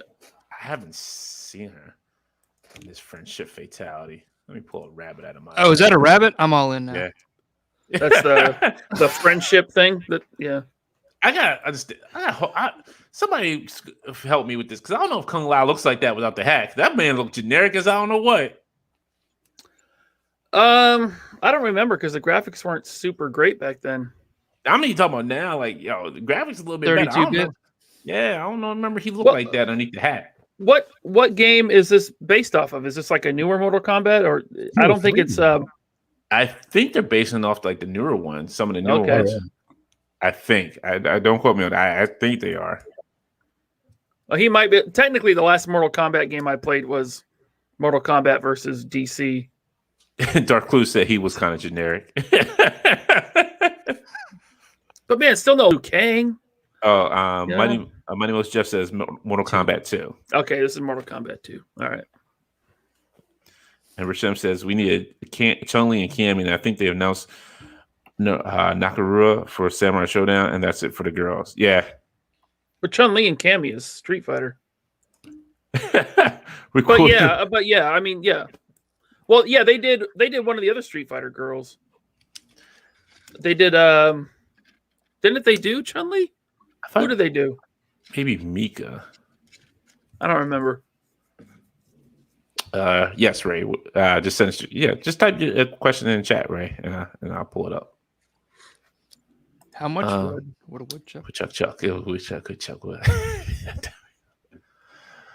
Oh man. I don't know. Ooh, what's that? What's that? Oh, Elder Scrolls 5, Dragonborn. 1/6 articulated figure. Is that Hot Toys? No, this is by no, this is not Hot Toys. Let's see. Stories? Pure Arts has announced the Elder Scroll, so it's Pure Arts. Oh, never heard of them. Is that the same as Play Arts or No, that Play Arts is different. okay? Ray asks, "How do you determine what boxes to keep?" I keep Mafex, Figure Arts, and Mezco. Everything else goes in the trash. Even my Hasbro con exclusive stuff. Yeah, I throw it away unless I can, use it for a display. Like the Hellfire Club box I kept. yeah, I'm the same way. The only one I really kept because he was a guest of ours was David Nakayama's Deadpool, because I would like him to sign it, and my Alpha Flight box since he did the design on that too. So those are only the two boxes I've kept so far. Because when we start having cons again, I would like to take that to him, and he said he'd be more than glad to sign it for me. So yeah, so the Alpha Flight box and the Sentinel box they did a couple years ago, the Days of Future Past Sentinel, I did cut off that front flap, and I kept that. nice. It makes a good poster. It's cool. Mike, what about you? I think that's the problem with my collection is I keep most of the boxes. So there's this huge, massive pile of toys and boxes. So Even I can't answer that. Even like Legends or Black Series, do you keep those? If I thought anyway, it's probably Legends or Black Series, but Yeah. I still keep some of them. Like a lot of my toys, like last night, I reboxed them. If I'm not going to do anything with them right away, I'll put them right back in the box, or I'll lose most of the stuff. So I hung on to my Black Series boxes for like 2 years, and it was like 3 48-gallon totes full of Black Series boxes just empty, and I was like, what am I doing? I threw them all out. Right. Like, I can't keep boxes. Like, it's just at this point, it becomes too much. I'll find space for you on the shelf somewhere before I put you back in the box. Like, The only reason why I keep the Mafex boxes and like the SH Figure Art boxes is just because I need somewhere to put all the 20,000 accessories that they give us. Right. Yeah. I gotta keep it in there. I'm like, all right, these don't take up because I don't buy a whole lot of them, so they're not taking up a lot of space. But then there's still DC Universe boxes I have that I haven't taken the figures out of anyway. Yes. Oh, so you got them, Mike? Yeah. I mean, my garage is full of like high school creation dioramas now, so I had to make room, man. Those boxes had to go. So if you got Mike, can you hold them up? Did you just get Doc Brown or did you just get both Marty and Doc? I have all the Martys that's out so far and Doc Brown. This is the only one I've opened up, but got him and some of the accessories that come in here. Oh, nice. So he's a great figure. That's the best likeness they've done so far for Back to the Future. yeah, I wasn't too happy with the Michael J. Fox figures. I mean, they look all right from a distance, but up close, they just maybe that new one. I think that's a new one, right? They're coming out with the third one, or is that a fourth one? That is that's a fourth one because they did Back to the Future 1, 2 versions from there, and then they did Back to the Future 2. So that's a third one, or a fourth one. I mean, Marty. Yeah, run for it, Marty. There's something about the ears on the McFly figures, the head sculpts, how they tuck behind the hair. It just doesn't look right. I don't know. He looks a little too round in the face, a little too baby face. Yeah, they didn't nail it there. They're about 80. They almost make his cheeks too rosy. Yeah. Yeah. You can't even put the head he can't even put a headset on. His ears are so sunken in. It's harder to do likenesses when you have soft features. Like Christopher Lloyd has very defined features, animated features. So those tend to be easier to like nail. But it's like when you have someone with just not a generic face, but just, like Michael J. Fox, he's young looking, there's nothing distinct about some of the features on his face. It's harder to capture those. That must be the same reason why they can't nail down Mark Hamill too. Yeah. Could be. Yeah, it could be. Because even their best Luke is still like, as far as Black Series, even figure arts, their best Luke is still like, it's a little off. Which is their best Luke? The new Bespin, the redone Bespin face. Ooh. No, probably the X-wing pilot. Oh, okay. Oh yeah, or not X-wing, the Snowspeeder one. Yeah. Have you seen the new Qui-Gon head? It's amazing. Amazing. Awesome. So good. They nailed Yes, the Qui-Gon head. All right, and then the last piece of news, real quick, here is Super 7. Oh, I can't wait for this shit show. I'm gonna mute my mic and I'm just gonna let Bobby talk. Wait. Me and Alex are gonna tag team this shit like the Outsiders. Oh, Okay. you're fans of Super 7? Oh no. Well, here's the thing. Here's the thing. I was a fan of Super 7 because it was cool to see kind of a smaller, not very known company come in, take the master's license from Mattel, kind of just run with it. And it was like, yeah, the Matty Collector stuff, it was kind of like they just kept going with it and it was fine. But then when it came time for them to do something new, I think they really dropped the ball. And I almost feel bad for them because they've been getting a lot of bad press in the last few months, and this isn't going to help matters. But at the same time, this is stuff they should be catching. That could be fixed, but I think they're rushing because they're getting a lot of pressure because they're not getting stuff out fast enough, and they're just trying to get stuff out, and they're not making comments on it because, dude, these New Japan figures are absolute dog shit.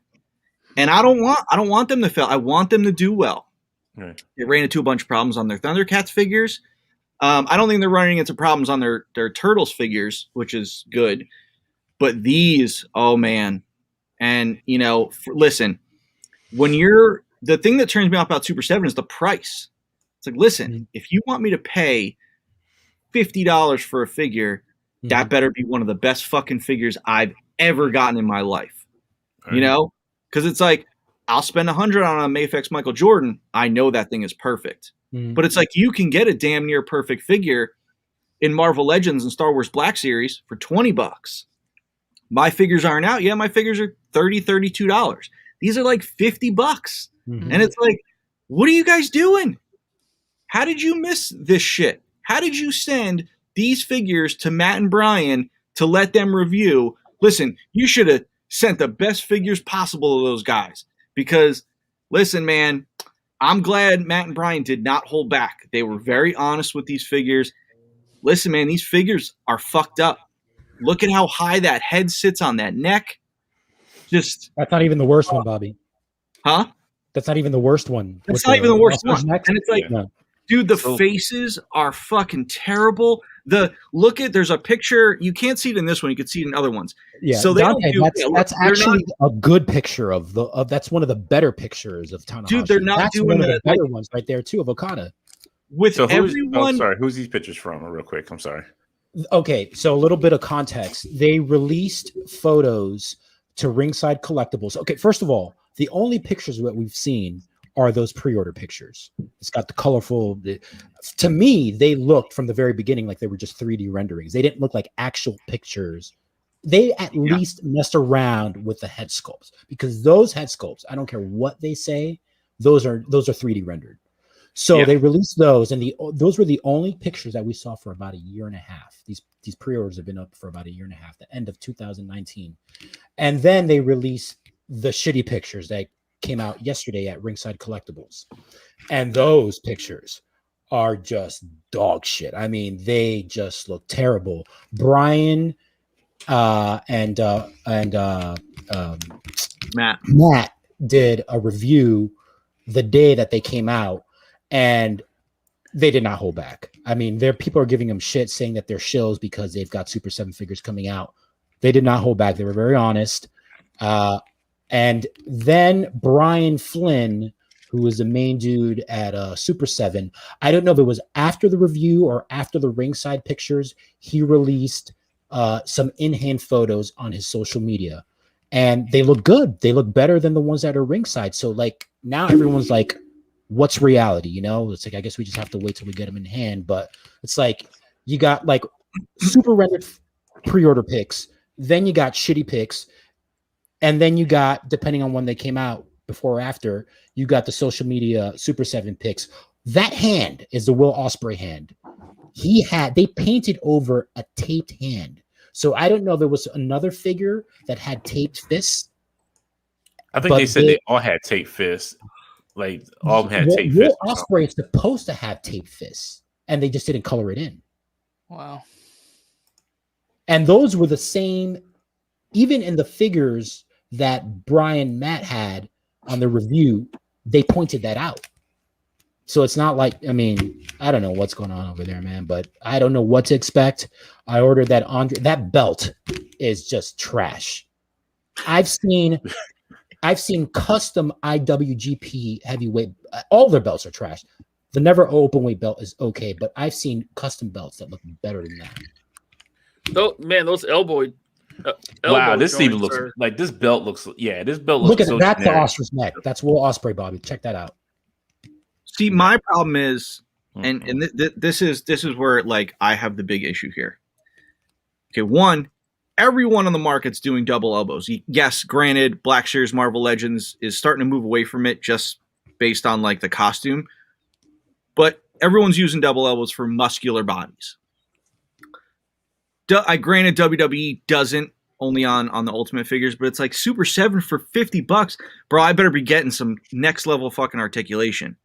And it's like you're giving me single elbows, and then look how thick they made the disc in the elbow so that it pushes the forearm so much wider than the bicep. It's like, did anyone there look at a human body?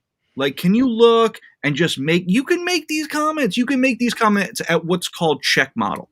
Check model is when the factory creates a resin prototype for you and says, this is exactly how it will be tooled. What comments are you going to make? This is the last time you can kind of make them. Then you make those comments. Then if the factory changes something during production, you can go back to the check model and say, hey, this is the check model I approved. You changed it. So this is the kind of shit that either the designer should be catching at first and then changing the check model and then holding the factory accountable. Because, like, dude, look at those elbows, and then look at his thighs. At that Okada figure, Dante. It's just. I'm not even like I'm looking at that big old chest gap. Yeah, look at that gap. That's ugly. You could fit a tractor trailer through his thigh gap. Like, this is. Yeah, that's another thing. That's There's terrible. a big thigh gap in all the figures. A big crotch gap, or what are the? I mean, I don't know. Not that crotch gap. I'm talking about his chest, like his chest. Yeah, gap. yeah, no, I agree with you. And on top of that, what's going on with the peepee there? I mean, he's got a huge fucking package. But I see what you're talking about now, Bobby. Like, now that I see it from the side, I see what you're talking about, like with his like bicep and his form. Like, wow, the problem is look good.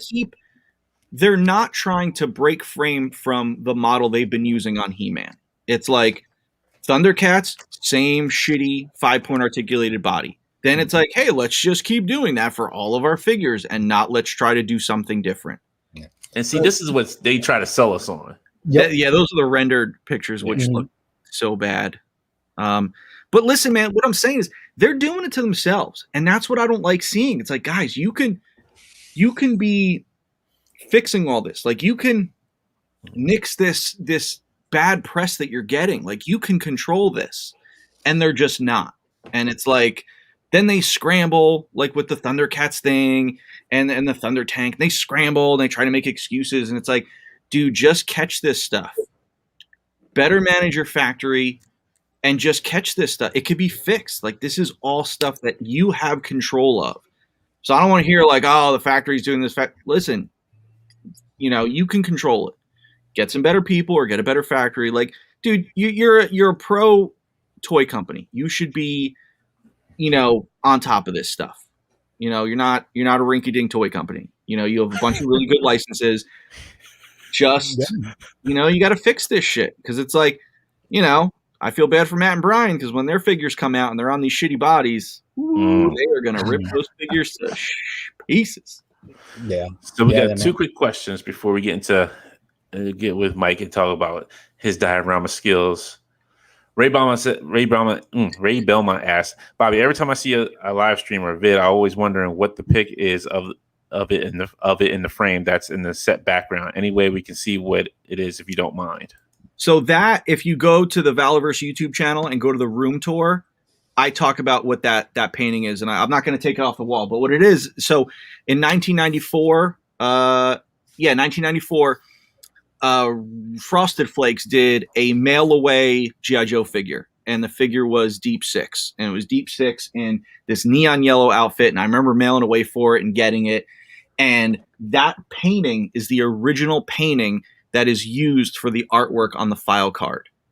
So on the file card, it's literally just like his chest up. It's a really small square, but they actually did a full body picture. And I talked to the artist who originally did that one. He was an old designer from Hasbro.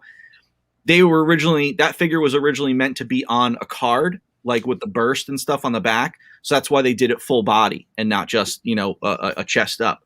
So it's cool to learn that backstory. And also the cool thing about that painting is, if you're a Joe fan, you kind of know this story, but if you're not, I'll give you a quick one.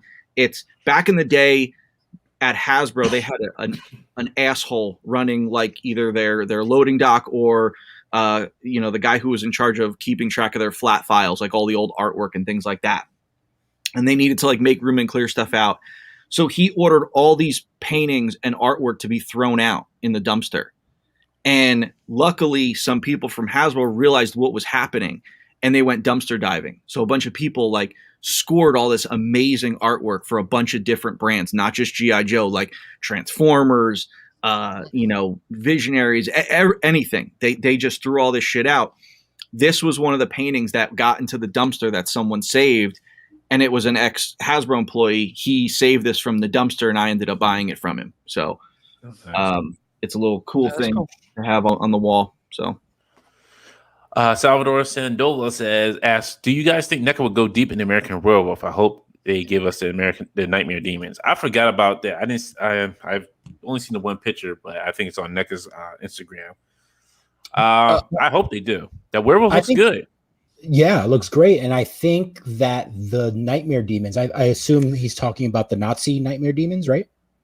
I think so. They come in the house and they shoot the whole family. Yeah, I could see that one being one of the next ones, actually. So I don't know how deep they'll get because there aren't that many characters to get too deep in the movie. But yeah. I could see because those Nightmare Demons, from what I've seen from horror collectors, they're the second most popular after the werewolf. Nice. You're welcome, Ray. So Mike, we have you here. Drop some knowledge on us, sir. How did you first start doing it? What made you first start collecting and then start building dios for what you were doing? Yeah, so I've always been a collector. I think there was a period in time between high school and then actually really growing up and getting to a career that I didn't really collect because I had other things on the mind, right? Chasing things, whatever it be. But about 3 years ago, my son was born, and we started wanting to just really settle in, nesting in the house, and I started collecting again. And around that time, I started drawing. I actually pulled out some old drawings from high school. I was that guy that doodled and didn't pay attention. And I started drawing them in, digital form and Photoshop, and then most recently, Procreate on the iPad. And that's why I created this account, and that's why the name is Highschool Creations. I found these pictures from high school, and I didn't know what to call myself. So it was Highschool Creations, made the account. I've always been into tools. I have a soft spot for tools. So I've always made things like cosplay, like this Red Hood thing. So I've always had tools to build stuff. And I saw somebody taking pictures, outside. And then I started seeing people taking pictures, with these things that they call dioramas. And I started looking into it, and I was like, I think I could make some of those. I have the skills, I have a particular set of skills that I could build dios with, right? So I started playing around, and unfortunately, I have my original brick art that I did.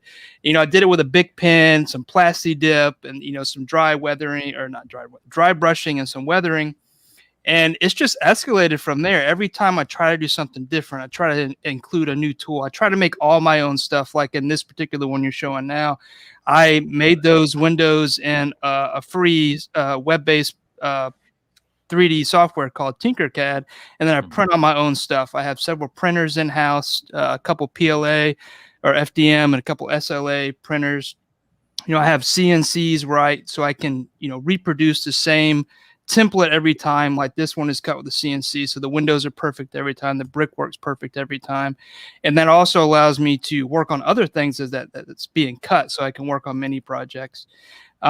But it's just fun. I love action figures. I like taking photos. However, here lately, commissions have been, keeping me busy, so I don't get to take as many photos. But I really got into it for the toy and the photos, and then I just had I have the skills to create what I think are nice dioramas, and apparently some other people do too. So,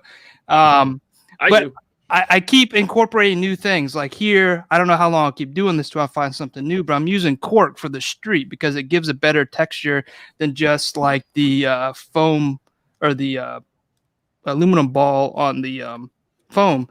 So I'm trying that out. I like it. It doesn't leave any impressions because foam is, it's kind of porous, right? You can leave impressions pretty easily. With the cork on the streets, it doesn't do that. I try to make everything by hand if I can. That window looks awesome. Yeah, so those are all 3D printed, my designs. I actually molded that from that thing on the back wall. It's from a Spider-Man play set, and I molded that using 2-part molds and then using a resin, what is it called? Resin to cast it.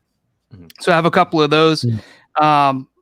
And then I try to have little niche things. I always have those little dumpsters you see in the back for sale over on Etsy. That's where I sell all my stuff. Instagram is really just to show off me as a creator, or Highschool Creations as a creator. But it's just a fun hobby that's kind of been extreme. Now I have lasers and CNCs. The entire garage is my shop. And there's toys and dioramas everywhere. And it's great. It's fun. Nice. Yeah. Your work has Man, a lot of dio artists, including you, have been up on the rise, and it's been ridiculously how like now since like the pandemic, like you see all this creation start coming out of people, and like everybody start rising up from like the ash. Like, yo, I used to do this in school. Like, okay, I'll just go ahead and get paid to do this kind of thing. It's almost like another renaissance, man. Everybody's in their garage, like making stuff. They have their own shops. Everybody's, you can get third party everything now. Everybody's doing head sculpts, custom body. It's really cool to see all the artists out there getting their stuff on. Yeah. And it works impeccable. Like the way you get some of the details, like the rust look on that tin roof is amazing. Yeah, that corrugated metal roof is amazing. Yeah, and that's just cheap, corrugated poster board or whatever it's called, scrap paper book. It's just painting techniques, and I'm still perfecting it. Right, to me, it doesn't look that great, but it'll get there. Right, I keep trying to perfect the craft, and I don't know. It's always trying to get better. Right. That's fine. Michael, question: do you do commissions per request, or do you do like a batch and then you sell them, or is it a little bit of both, or how do you? What's your process like?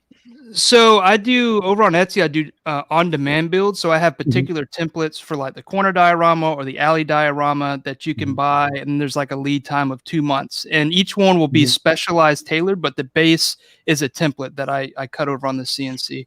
And then I do custom commissions as well. If you want something completely custom, I'll do those, and there's some lead times. But I'm trying to wean that back. I actually want to get into my kind of own builds, and then do some personal R&D. I have a bunch of new tools this year that I really want to get into, and just get super creative without being on a timeline or, bound to a particular customer. I love that work, but at the same time, I need some time to, get a little bit more creative on my own and test some things out. And so that's what I'm going to do this year. So when you say that, so I think of like when you say that is like kind of like what Crashbox Customs does. Like I think he just makes like so many of set design and then sells it. Like has it sold on I think on his website or Etsy as well. I'm not sure. Yeah, he does like a bunch of pre-order stuff, which is really cool. And then they're all his own design, right? So he's he's the creator. You don't have someone really dictating, which I don't get a lot of. Actually, most of the commissions I take in are really cool people from the community that understand the artistry behind it. And, the deadlines to them doesn't matter. But then there are some that do. But I just try to hold it. It's not a business, but I treat it like a business. And I try to hold to a certain standard and timelines and stuff like that. It can get stressful because it's not my real job. I have a career and a family, and, I'm trying to do this on the side. And I just try to balance it all out. Here's a question for you, Michael. Greg says, where is Michael from? Here. Same place you are. No, I'm from the South. I'm in South Carolina on the East Coast. He's like, here, this little blue marble. I mean, in 30 years, maybe we'll say, yeah, I live on Mars or I live on Earth. Nah, I'm good. I'm good. I'll stay on Earth. I'm good. I'll be like Will Smith, welcome to Earth. But you can go on back to your Mars. You went to Mars. You were born on Mars. All right. Well, you hit the rocks back to Mars. Okay. I don't need no more people up in here. Hey, it's Dante. nice and cool. Dante, get your ass to Mars. Nah, that's not. I don't want to go on a planet where I just can't go outside and just breathe regular air. Nah, I'm good on that one. But so I know. So I guess I'm sorry. That is awesome, right there. Yes. Yeah. So I discovered some of these AK products, and these are the watercolor weathering pencils. So you can get so much detailed accuracy with a little bit of water and a pencil tip, and then you can take a detail paintbrush, or like what you would use for like a head sculpt, real fine paintbrush, and then you can push the paint around with some water, so you can get really fine detail. You can fade stuff out.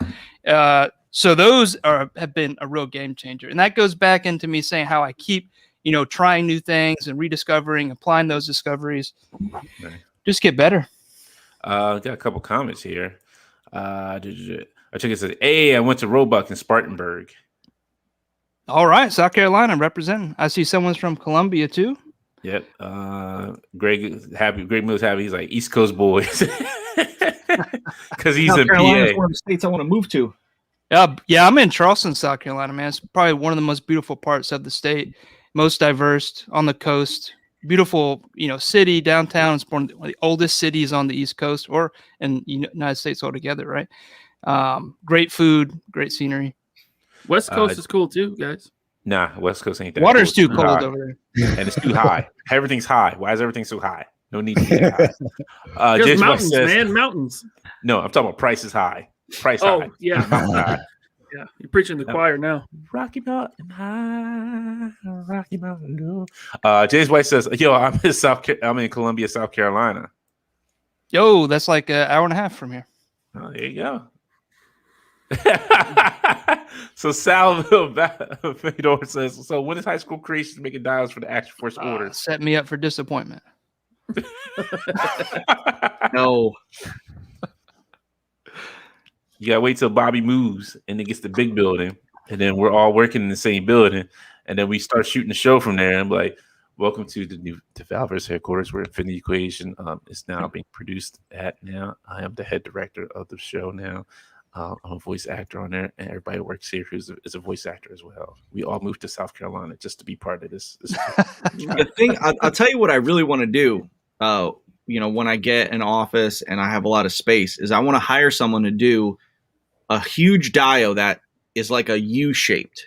So think about like 3 of 4 walls in a room, so that you can stand in the middle of it and basically pivot the camera all around and get like a panoramic view, so you could take pictures if there's like an outbuilding here and a jungle scene here and rocky scene here, something over here, a military base here. So you just go around the whole dio, and it's just one giant dio that you could take all these different pictures at. That's what I have in mind. That's like a permanent setup, right?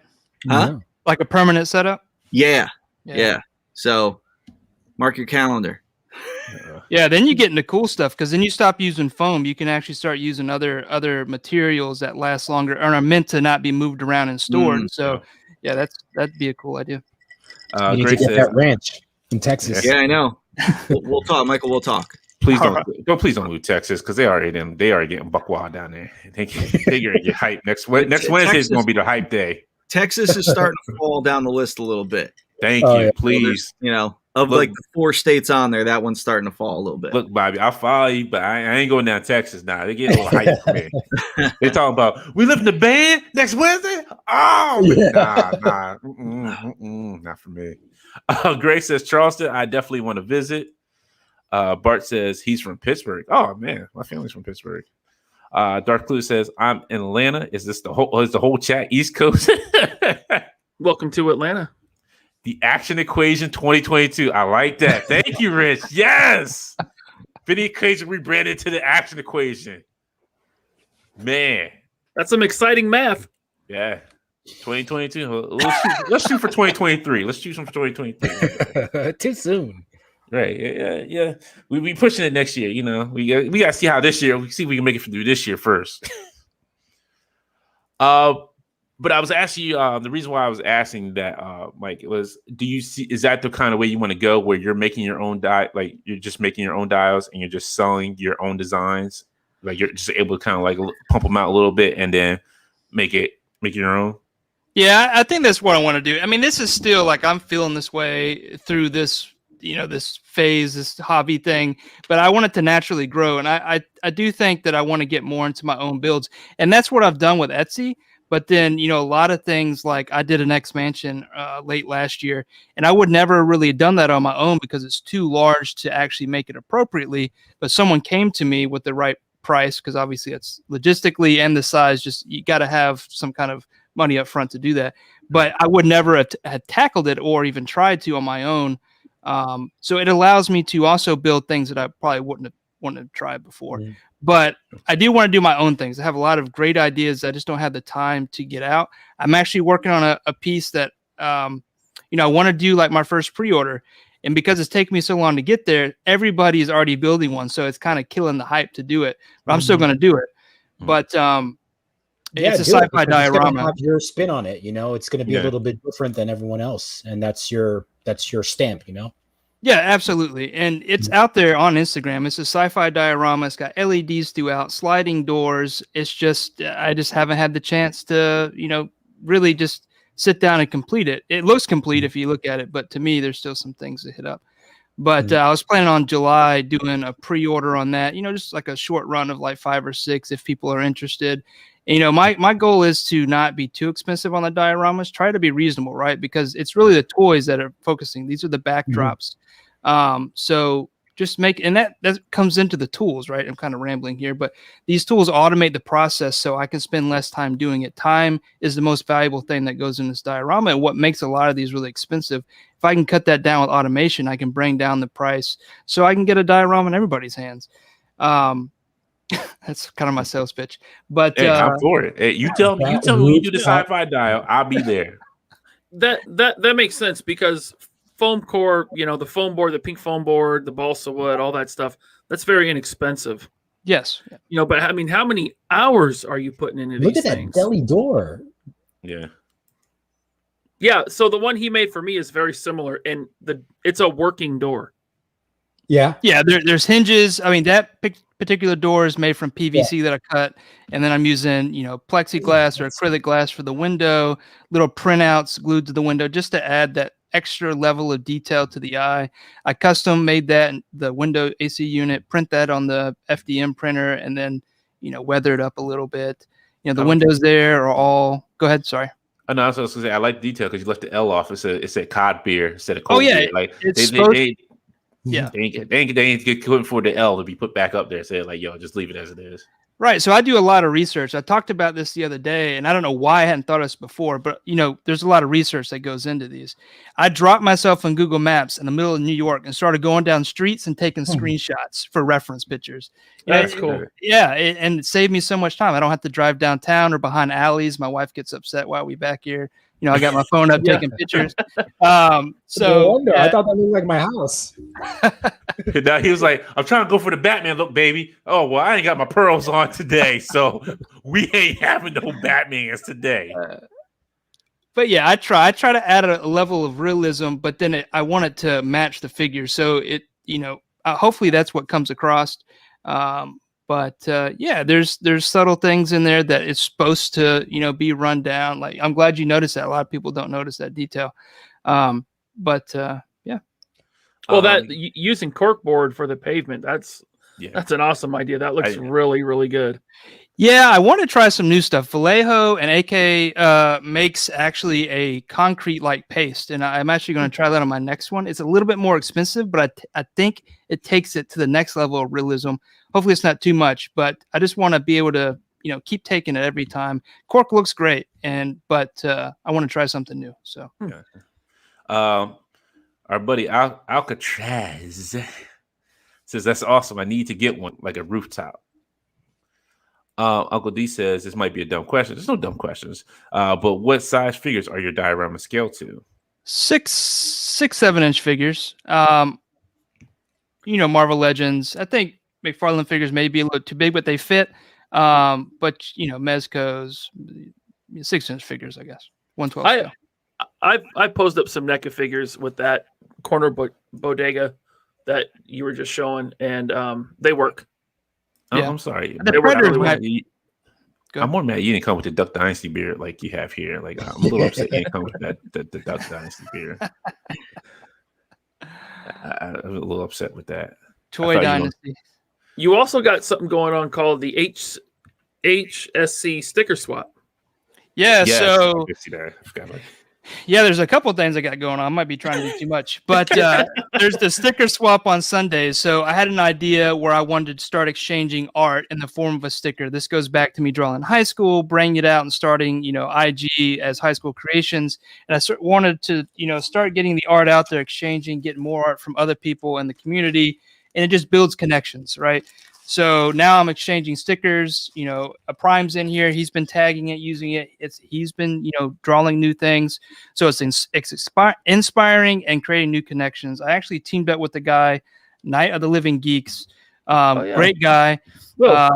He's doing all sorts of great things. And now I joined his monthly thing. He's doing the hashtag It's Okay to Be a Poser. And you tag every one of your toy photography pics on Instagram with that hashtag, and then at the end of the month we go through and pick our favorite, and then we turn that into a sticker. So it brought dio making, toy photography, and stickers all together. It made sense to me, so that's perfect. And so we have that going on. And then Saturdays at 9, I am doing a live on YouTube. I just started about 5 weeks ago, talking to my artist friends from Instagram. This week we have Marvelous Nick on, the Crate King. Last week, we had Anything's Posable the week before Prime. So there's a lot of great artists, right?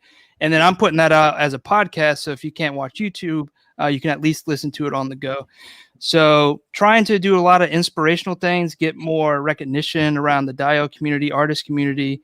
And that's things I got going on. and that's good, because I think we try to do the same thing here. We want to get, like, especially, and also with photographers, we want to get people out there, like, say, hey, there's a lot of people in our chats who say, like, hey, I'm not a good photographer, I can't enter a contest. I'm like, no, anybody can be a photographer. You can do anything you want at that point. If you really want to try, do your best. Yeah, everybody starts somewhere, right? Right. I can't sit here and say I'm a good photographer. I can give you a little bit of tips, but I'm not the greatest. I'm not the worst, but I'm not the greatest either. But you got to put yourself out there and definitely try to do your best. And with you saying it, and I think, and the other creators we had on here with I think it was Mario, he gave some good tips as well for anybody who also wanted to start dioing. Before I asked you that, James White did have a quick question. He's like, what is your primary focus as far as toys are concerned, Legends and Black Series? Oh, is that for me? Yes. Oh, I'm kind of all over the place. This year, I'm actually trying to get into some lines I've not been into. Was into Super 7, but after listening to Bobby, I don't think I'm into Super 7 anymore. No, I'm just kidding. I'm not telling anyone not to buy them. It's just not for me. Yeah, I get it. I'm only in it for the Thundercats, and then I picked up Voltron. So I'm into some different lines this year. I want to try some different things. I like trying new things, obviously, if you haven't picked up on that. So I'm doing that in the action figure line. But I will still pick up Legends. I'll still pick up Black Series. So I'm kind of into everything, to be honest. Our troublemaker Ewan, as always causing trouble somewhere. Since he's been hot off the collar. He said, "Look at Volstagg and Valhalla discovering Instagram, such a wholesome site." God damn, he's always starting trouble, Ewan. Ewan, I don't understand the reference. He's saying it might look like Volstagg with the beard. Okay, with the long beard. It's just always a troublemaker. Always a troublemaker somewhere. Always one. Mike, so what kind of if there's any tips for anybody who wants to kind of get started dial making, what tips do you have for them? Yeah, so some of this stuff is sourced right from the lives that I've had with other artists, and some of this is my own stuff. But the key things I think are know your materials, right? Most dial makers are using the pink foam from Home Depot. You can get it in 1/2 inch, and 2-inch. Ryan was saying, it's cheap to get into. You need a straight edge, like razor blade, something like this, or an X-Acto knife for your cuts. You can use a pencil or a pen to make impressions for details, and then a straight edge. You can get started with those things and some cheap craft paints. Go get the Apple Barrel stuff from Walmart and start your work. Get cheap paintbrushes too, right? There's no reason to have expensive paintbrushes. You're just going to throw them away because you're going to forget to clean them. And start there. And references, as I was saying earlier, look at real stuff, right? That's what's going to set your stuff apart. You can do some trickery with the eye, but if it looks real enough and things make sense proportionally, you can pass a lot of stuff off. So use reference, do research. James White asks, what YouTuber videos do you watch for inspiration or possibly new techniques? Black Magic Craft was probably the most inspirational as far as different techniques, because he's doing like game terrains. What is it called? Tabletop gaming, whatever. But the Al Figures, I'm sure you've heard of him. Yeah. He is probably one of the persons that I've watched the most. He really made me feel comfortable in showing people I was making dioramas. I really am kind of a shy guy. That's why I'm not going by my real name. It's some, weird Highschool Creations name, right? But now I've built up, some confidence in what I do. But I think those were two of the biggest. Now, obviously, Lawless Studios is really great. But from a YouTube, there's also Lawless I forget his name, but he's where I get most of like these cool new ideas for AK pencils and stuff like that. I feel bad I don't know his name, but he's got a great YouTube channel where he shows all this stuff off. Yeah, because he usually goes live on Instagram. I forget his real name as well, but I know you're talking about. But and then hit up all those diorama artists you see on Instagram. Most people are really nice and willing to answer you, as long as you come correct. You know, so yeah. Rich M said, "Need Thanos helipad diorama." Because we were messing with Dan Hu yesterday. He was talking about what should HasLab do next. And me and Ryan kind of got started with the Thanos Copter. That's the next HasLab. Which is a real toy. Yes.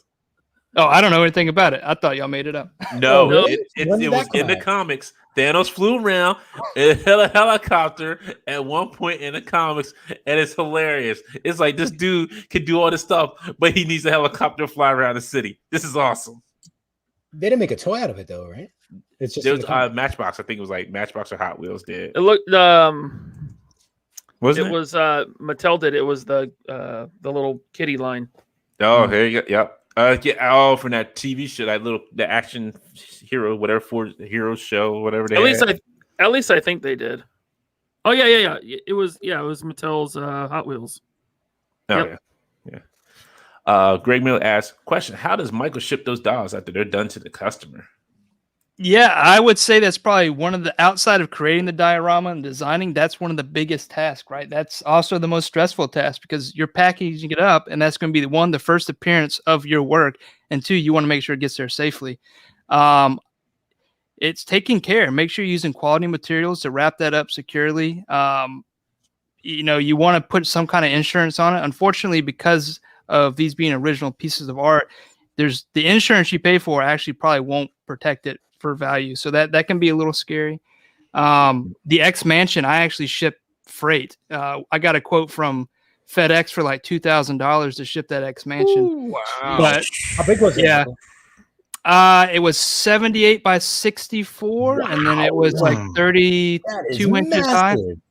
Oh yeah, the front lawn, he wanted to have the full X-Men scene with the Toy Biz Sentinels fighting. He wanted about 20 figures, and then so obviously he had went the the X-Men. front of the mansion. He didn't go with he didn't do the inside, like the danger room or anything like that. He wanted. Yeah, this was the complete mansion, just no interior work done. He wanted this done in 6 months, so there was no way I could have did that in 6 months. And 6 months to do the lawn, the gates, and the whole mansion was, a small timeline anyway. Right. But do you have pics of that on your Instagram?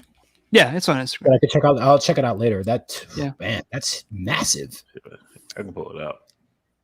See if I can find it here. Was this the one that they use at the Mexico unboxing convention? Was that your work? How long ago was that? Because a lot of people have done a few. I don't think mine's been featured. I think this was, it must have been about 2 years ago. But I mean, they had a massive X Mansion dio. And I don't know how many. I've seen that one. There's a whole interior to that guy. That's the sci-fi diorama there. That's a good point. I was going to ask you, is this the sci-fi diorama you were referring to? That's amazing. Yeah. Full LED lights in the columns and the roof and the floor. Wow. The idea is to make them so you can have different colors, but the logistics of having the wires everywhere and all the adapters is really kind of messy. So it's not easy for someone to set it up. So I'll probably X that. But anyway. You can probably, I'm just saying, just a suggestion. If you leave those, are you gonna leave those areas open? So if somebody wanted to run lights through it? Well, the plan is to have them pre-wired up, at least in one tier. But yeah, it would still be open for you to run your own lights too. Okay. I'm trying to find the. It's going to be back in November. Is this November here? How far back? Yeah, this is November 11th. Or maybe it's September. I don't know. The year's gone by so quick. Right. Is it this one here? There it is. Yeah. Oh, you got the Gay Toys car there. Yeah. That's a U.S. plastic, isn't it? Or U.S. American plastic.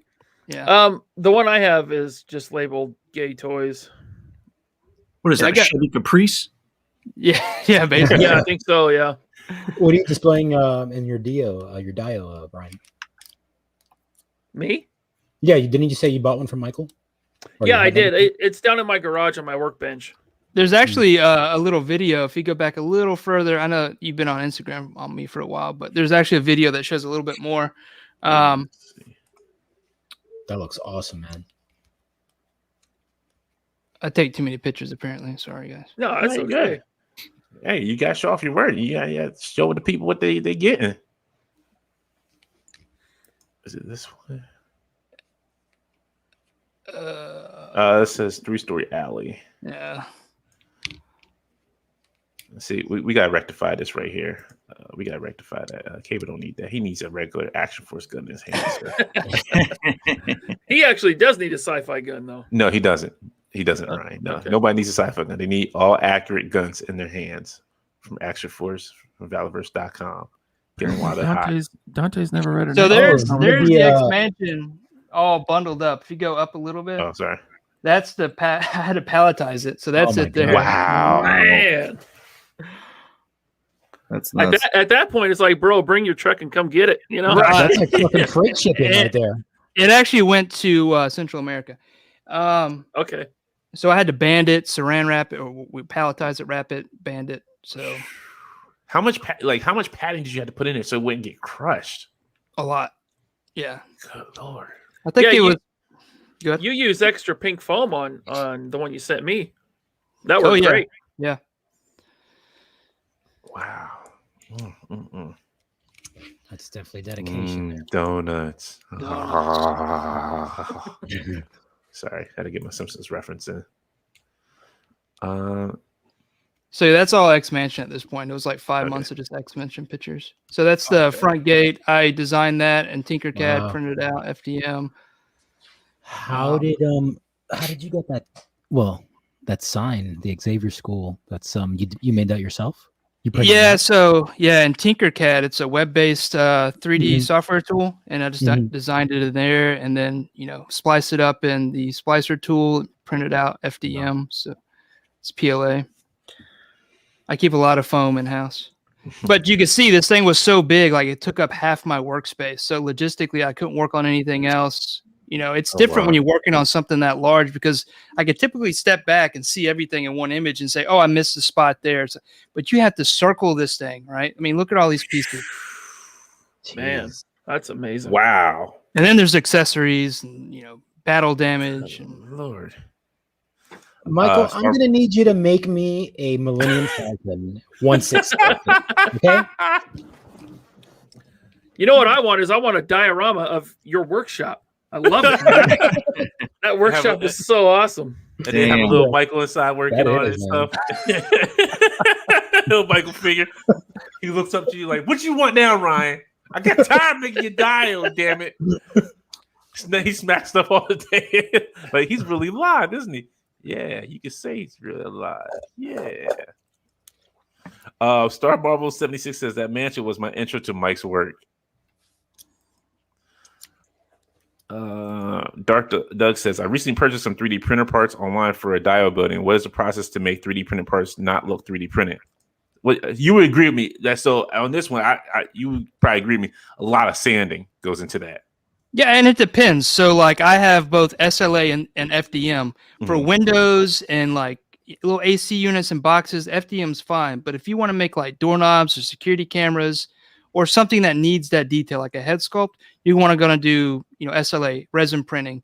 So you just got to understand what you're printing, and how you want to do that there. But yeah, if you're doing FDM for small parts, you're gonna be doing a lot of sanding or using fillers. Yeah, and that's the only part I hate about like the PLA ones. Like, oh my gosh, like if I do a big one, like why do I have to sand this crap?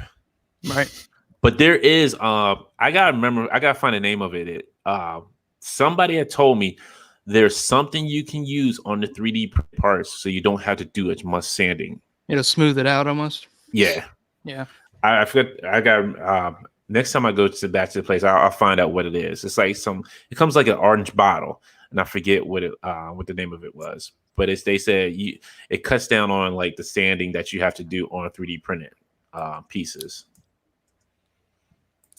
Some cool But yeah, stuff. that's basically it. So Well, no, I want to go back to that because I see you got some comics. Wow. So what comics are you collecting that kind of build your inspiration, or that you read mostly right now? I'm all about the art, but the comics I'm into are the Donny Cates Venom, the new Ninja Turtle, Last Ronin. Eastman. Yeah, Last Ronin. Thank you. I think I just got book 2 in.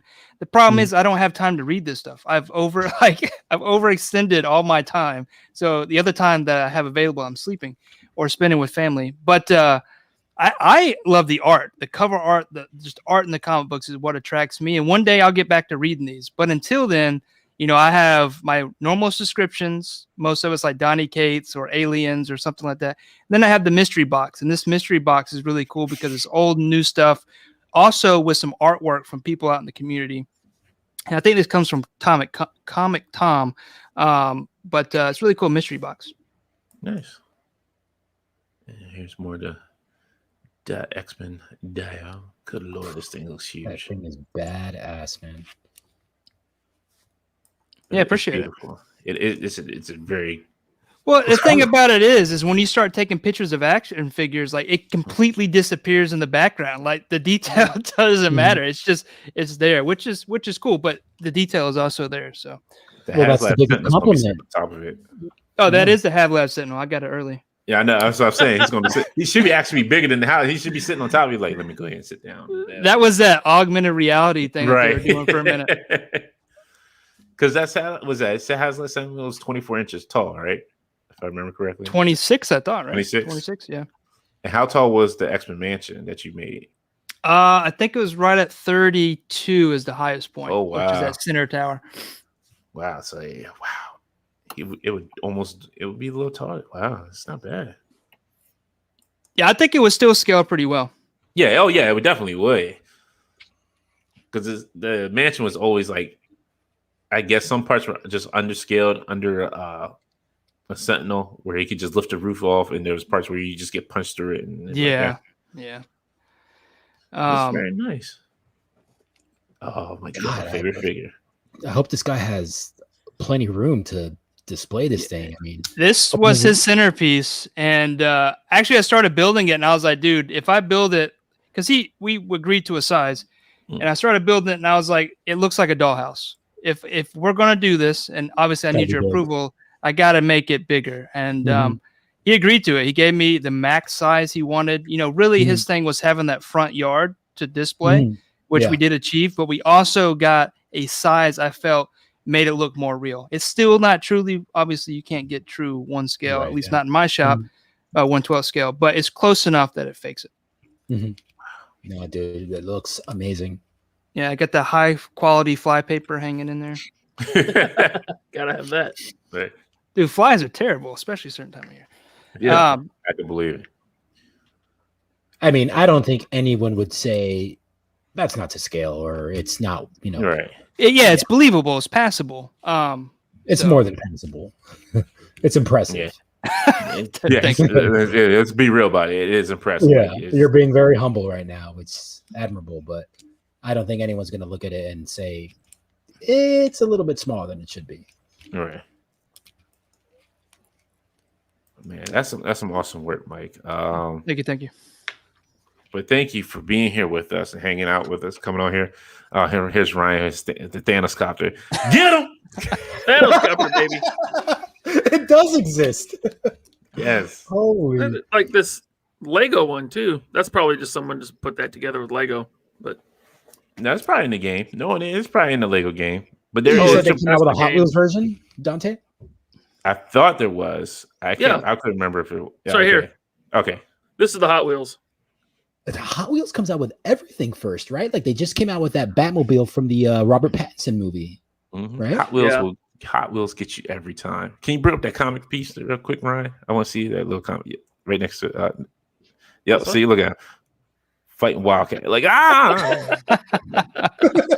you won't stop me with these smoke bombs. That's the Infinity Copter. That's Yeah. right. Yo, thank you. You're the man, Mike. See, I knew I liked you for a reason. The Infinity Cup. Oh, so it's a 2021 rumor. for a Lego Thanos copter. There we go. Yo, I might have to buy it just for that. I'm telling you, HasLab 2022. Yo, if it's a Lego copter, I will buy that. I will have to get that. I want to see, if they can make this Thanos fit in that copter, I'm good. Ridiculous. Would you? For real? You got the resin printer. You can make it yourself. Well, I got the R2 Plus too. Yeah, just piece it together. Well, I'm working on something. Hopefully, I got to get the printer up and running because right now it's got a couple of issues. So I'm slowly fixing it to get it back up and running. But there is a vehicle I've worked on that I'm hoping to print. I may send you some pieces to see what you think. Can you give us a hint? Is it a Marvel or DC? It's Marvel. Okay. I will say that. You should just make Wonder Woman's invisible plane. It'd be a lot easier. Yeah, I ain't doing work then. It's right here, guys. I mean, that's one toy everybody got for free. It's perfect. You see this? No, fits any scale. Like fits the DC icon scale, fits the Mezco scale. Any scale you want. You can put it anywhere. It fits anywhere in the house. You'll never trip over it. You'll never stub your toe on it. You don't have to worry about where am I going to put it? Oh, it's right there anywhere. I can pick it up anywhere. It could be right here in front of my hands. Like, oh, here it is. it's like Mattel giving you that Invisible Man figure in that box set, just an empty bubble. Super easy. Oh, you're talking about the one right behind me? Yes. You just turn your camera off. No, I think it unplugged.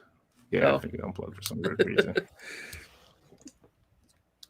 Yeah, there we go. I think it's coming back up. But either way. I love a Punisher fan. Yeah, Tyler. I would dig a Punisher fan. They made a Punisher fan before, didn't they? They did the Toy Biz one. Mhm. The old school Toy Biz ones they did. Bobby, your camera's way better than Dante's, man. There was I unplugged mine, okay? It was sitting on side. But that's what he's talking about. And right behind me, the Legion of Yes. Superheroes, the Invisible. Yes, everybody was hot about it. Oh, right next to the visible plane. I see it. Yeah. I was like, I didn't care about it. It had the other figures in there. So, like, what's one piece of plastic in there? All of them are going to be plastic. Most of them are invisible anyway because nobody has it. But it goes for like that. You know what? It's crazy. That still goes for like $300 to $400. Yeah. Wow. What was retail for that? I had bought two, so it was like I think they were like it was either $100 or $200. But I sold like the other one. I sold the second one off for about $300. No, you know what? See, here comes the Butter Baron. I thought he was asleep. Don't he have things to do? Don't he have things to do? Dude, touring around went on for like 5.5 hours. Those guys put in the work, man. You know what? Night. Butter Baron, it's time for you to go to bed. Go play some Call of Duty or something. I'll see you in a few on Call of Duty. Good Lord. Yeah, it was like 3:45 my time before we got off. Good Lord. Work at 7. He's like East Coast time too, right? He's on Kevin. Yeah. Canada. He's on Canada time. Yeah, right. I think he's like, but I think it's more like East for him. It's close to for the East Coast. Yeah, it's East Coast. Yeah. Mike, were you the one that made that Canadian canned butter comment last night on Towing Around? Someone made a comment about canned Canadian butter. A lot of things were said, like too gross. There's a lot of things said. I don't know. He said he took a nap and I'm recharged. Let's go. Oh, good Lord. That means he's going to be hyped all night. Oh, Lord. I got to deal with this all night. All right, Mike, High School, a.k.a. Highschool Creations. Thank you for being with us. Thank you for hanging with us. Thank y'all. We love having you on. You got to come back again and hang with us. Absolutely. Hey, plug your YouTube channel while you're here. Yes, please. Plug. Oh, yeah. My YouTube? Yeah. Yeah. Hey, if you want to find me, just type in my name, High School Creations, in a Google browser and see what comes up. No, just kidding. No, you can check me out on Instagram at High School Creations. That's where I display all like the craft, the things I do, the tools I use. Over on YouTube, I'm doing lives with artists every Saturday at 9 p.m. Eastern time. This week we have Marvelous Nick.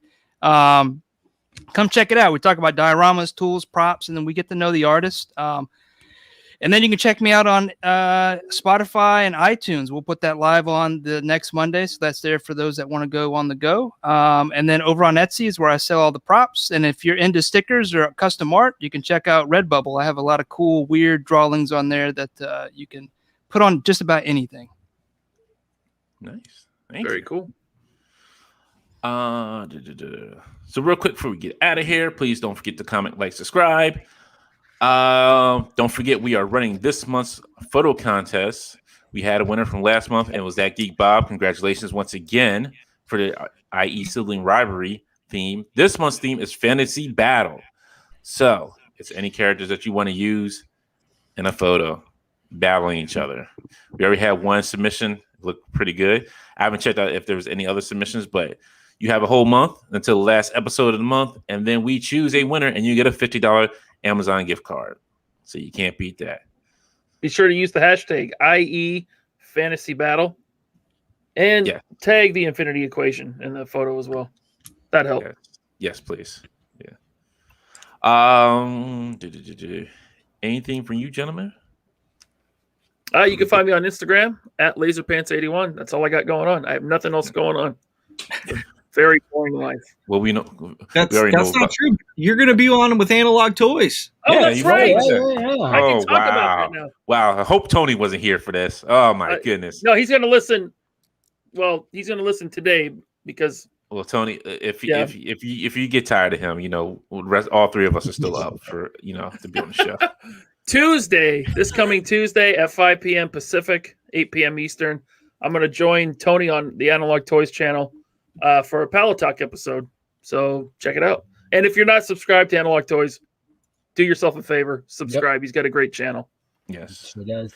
Check out that Retro Blasting show from Wednesday, too. Yes. Great topic. Lots of good insight and good times. Definitely. Always a good time with Retro Blasting. Always have a fun time. There's something else I wanted to say. So this Monday at 9:00 p.m. Eastern time. You okay with that, Ryan? I want to make sure. Okay. Good. All right. We'll be doing a full recap of WandaVision for the full season. So we'll do that on Monday at 9:00. We'll go over that. Next week there is no guests. There's something else I know I'm forgetting. Oh, and it was the funny joke that I made on Twitter today. Somebody said Thursday is Dan Who, Friday is us, Saturday is ACBA. I was like, well, and High School Creations. And High School Creations as well. So I'm sorry. Thank you. Yes. I said the weekend starts on Thursday. At this point, the weekend starts on Thursday because that's when everybody starts popping off. So yes, definitely check out everything Dan Who on Thursday, us on Friday, ACBA podcast, and High School Creations also on Saturday. If anybody is on Sunday, I do not know, and I do apologize if I miss you. But check out whoever else is out there. I think that is about it. Don't forget to still get your Action Force gear on valveforce.com. Get your comics. Yeah, I need more orders to pack up. Bobby needs, you hear that? Bobby needs more orders to pack up. He doesn't have enough work to do as it is. He hasn't harassed the post lady that much yet. So he needs more stuff to do. He needs more money to go on his vacation with people. Come on. Support the man in his vacation hobby. He needs business class travel to Cancun or right. first class. I mean, come on, guys. He's like, he's going to ask. He's like, does that curtain close? Can you please close it? And he needs a seat right next to him for his Alexa figure. It's all right because the airlines keep one seat in between everyone, so we get our own row anyway. Yeah. Maybe I'll bring Alexa with me. I don't know how the wife will feel about that, but I'll bring Alexa with me. You can put her in overhead next to a pina colada. I'm only flying coach. It's only a 3 hour flight. No, that's what they said on Gilligan's Island too. It's supposed to be a 3 hour tour. You gonna put that karma on me, Dick? You would be. I'm not saying you're going to be lost. Well, yeah, you would be on Lost too. You can like be on that island. If we don't know what happened, then you come back. You be like, well, what happened, Bobby? Well, Yeah. I don't know. And then Can I be there? Yeah, you go ahead and be there. I could be Hurley. You know what? That's Plane's funny. gonna I end up never on watched Park Lost. Unknown. Hulk Hogan. Yeah, I never watched Lost. So I don't know any of those characters, honestly. Oh, Neither do I. Yeah, I've never seen it. It's just afterthought in my life. All right, folks. Well, we'll wrap it up here. So don't forget to catch us out on Monday at 9 o'clock for WandaVision wrap up. And don't forget once again to put your entry in for the contest for this month to get a $50 gift card. Remember, use the hashtag IE Fantasy Battle. For me, for Alex, for Bobby, for Ryan, and for our guests, High School Creations. Y'all stay safe this weekend. And that's it. We'll see y'all next week.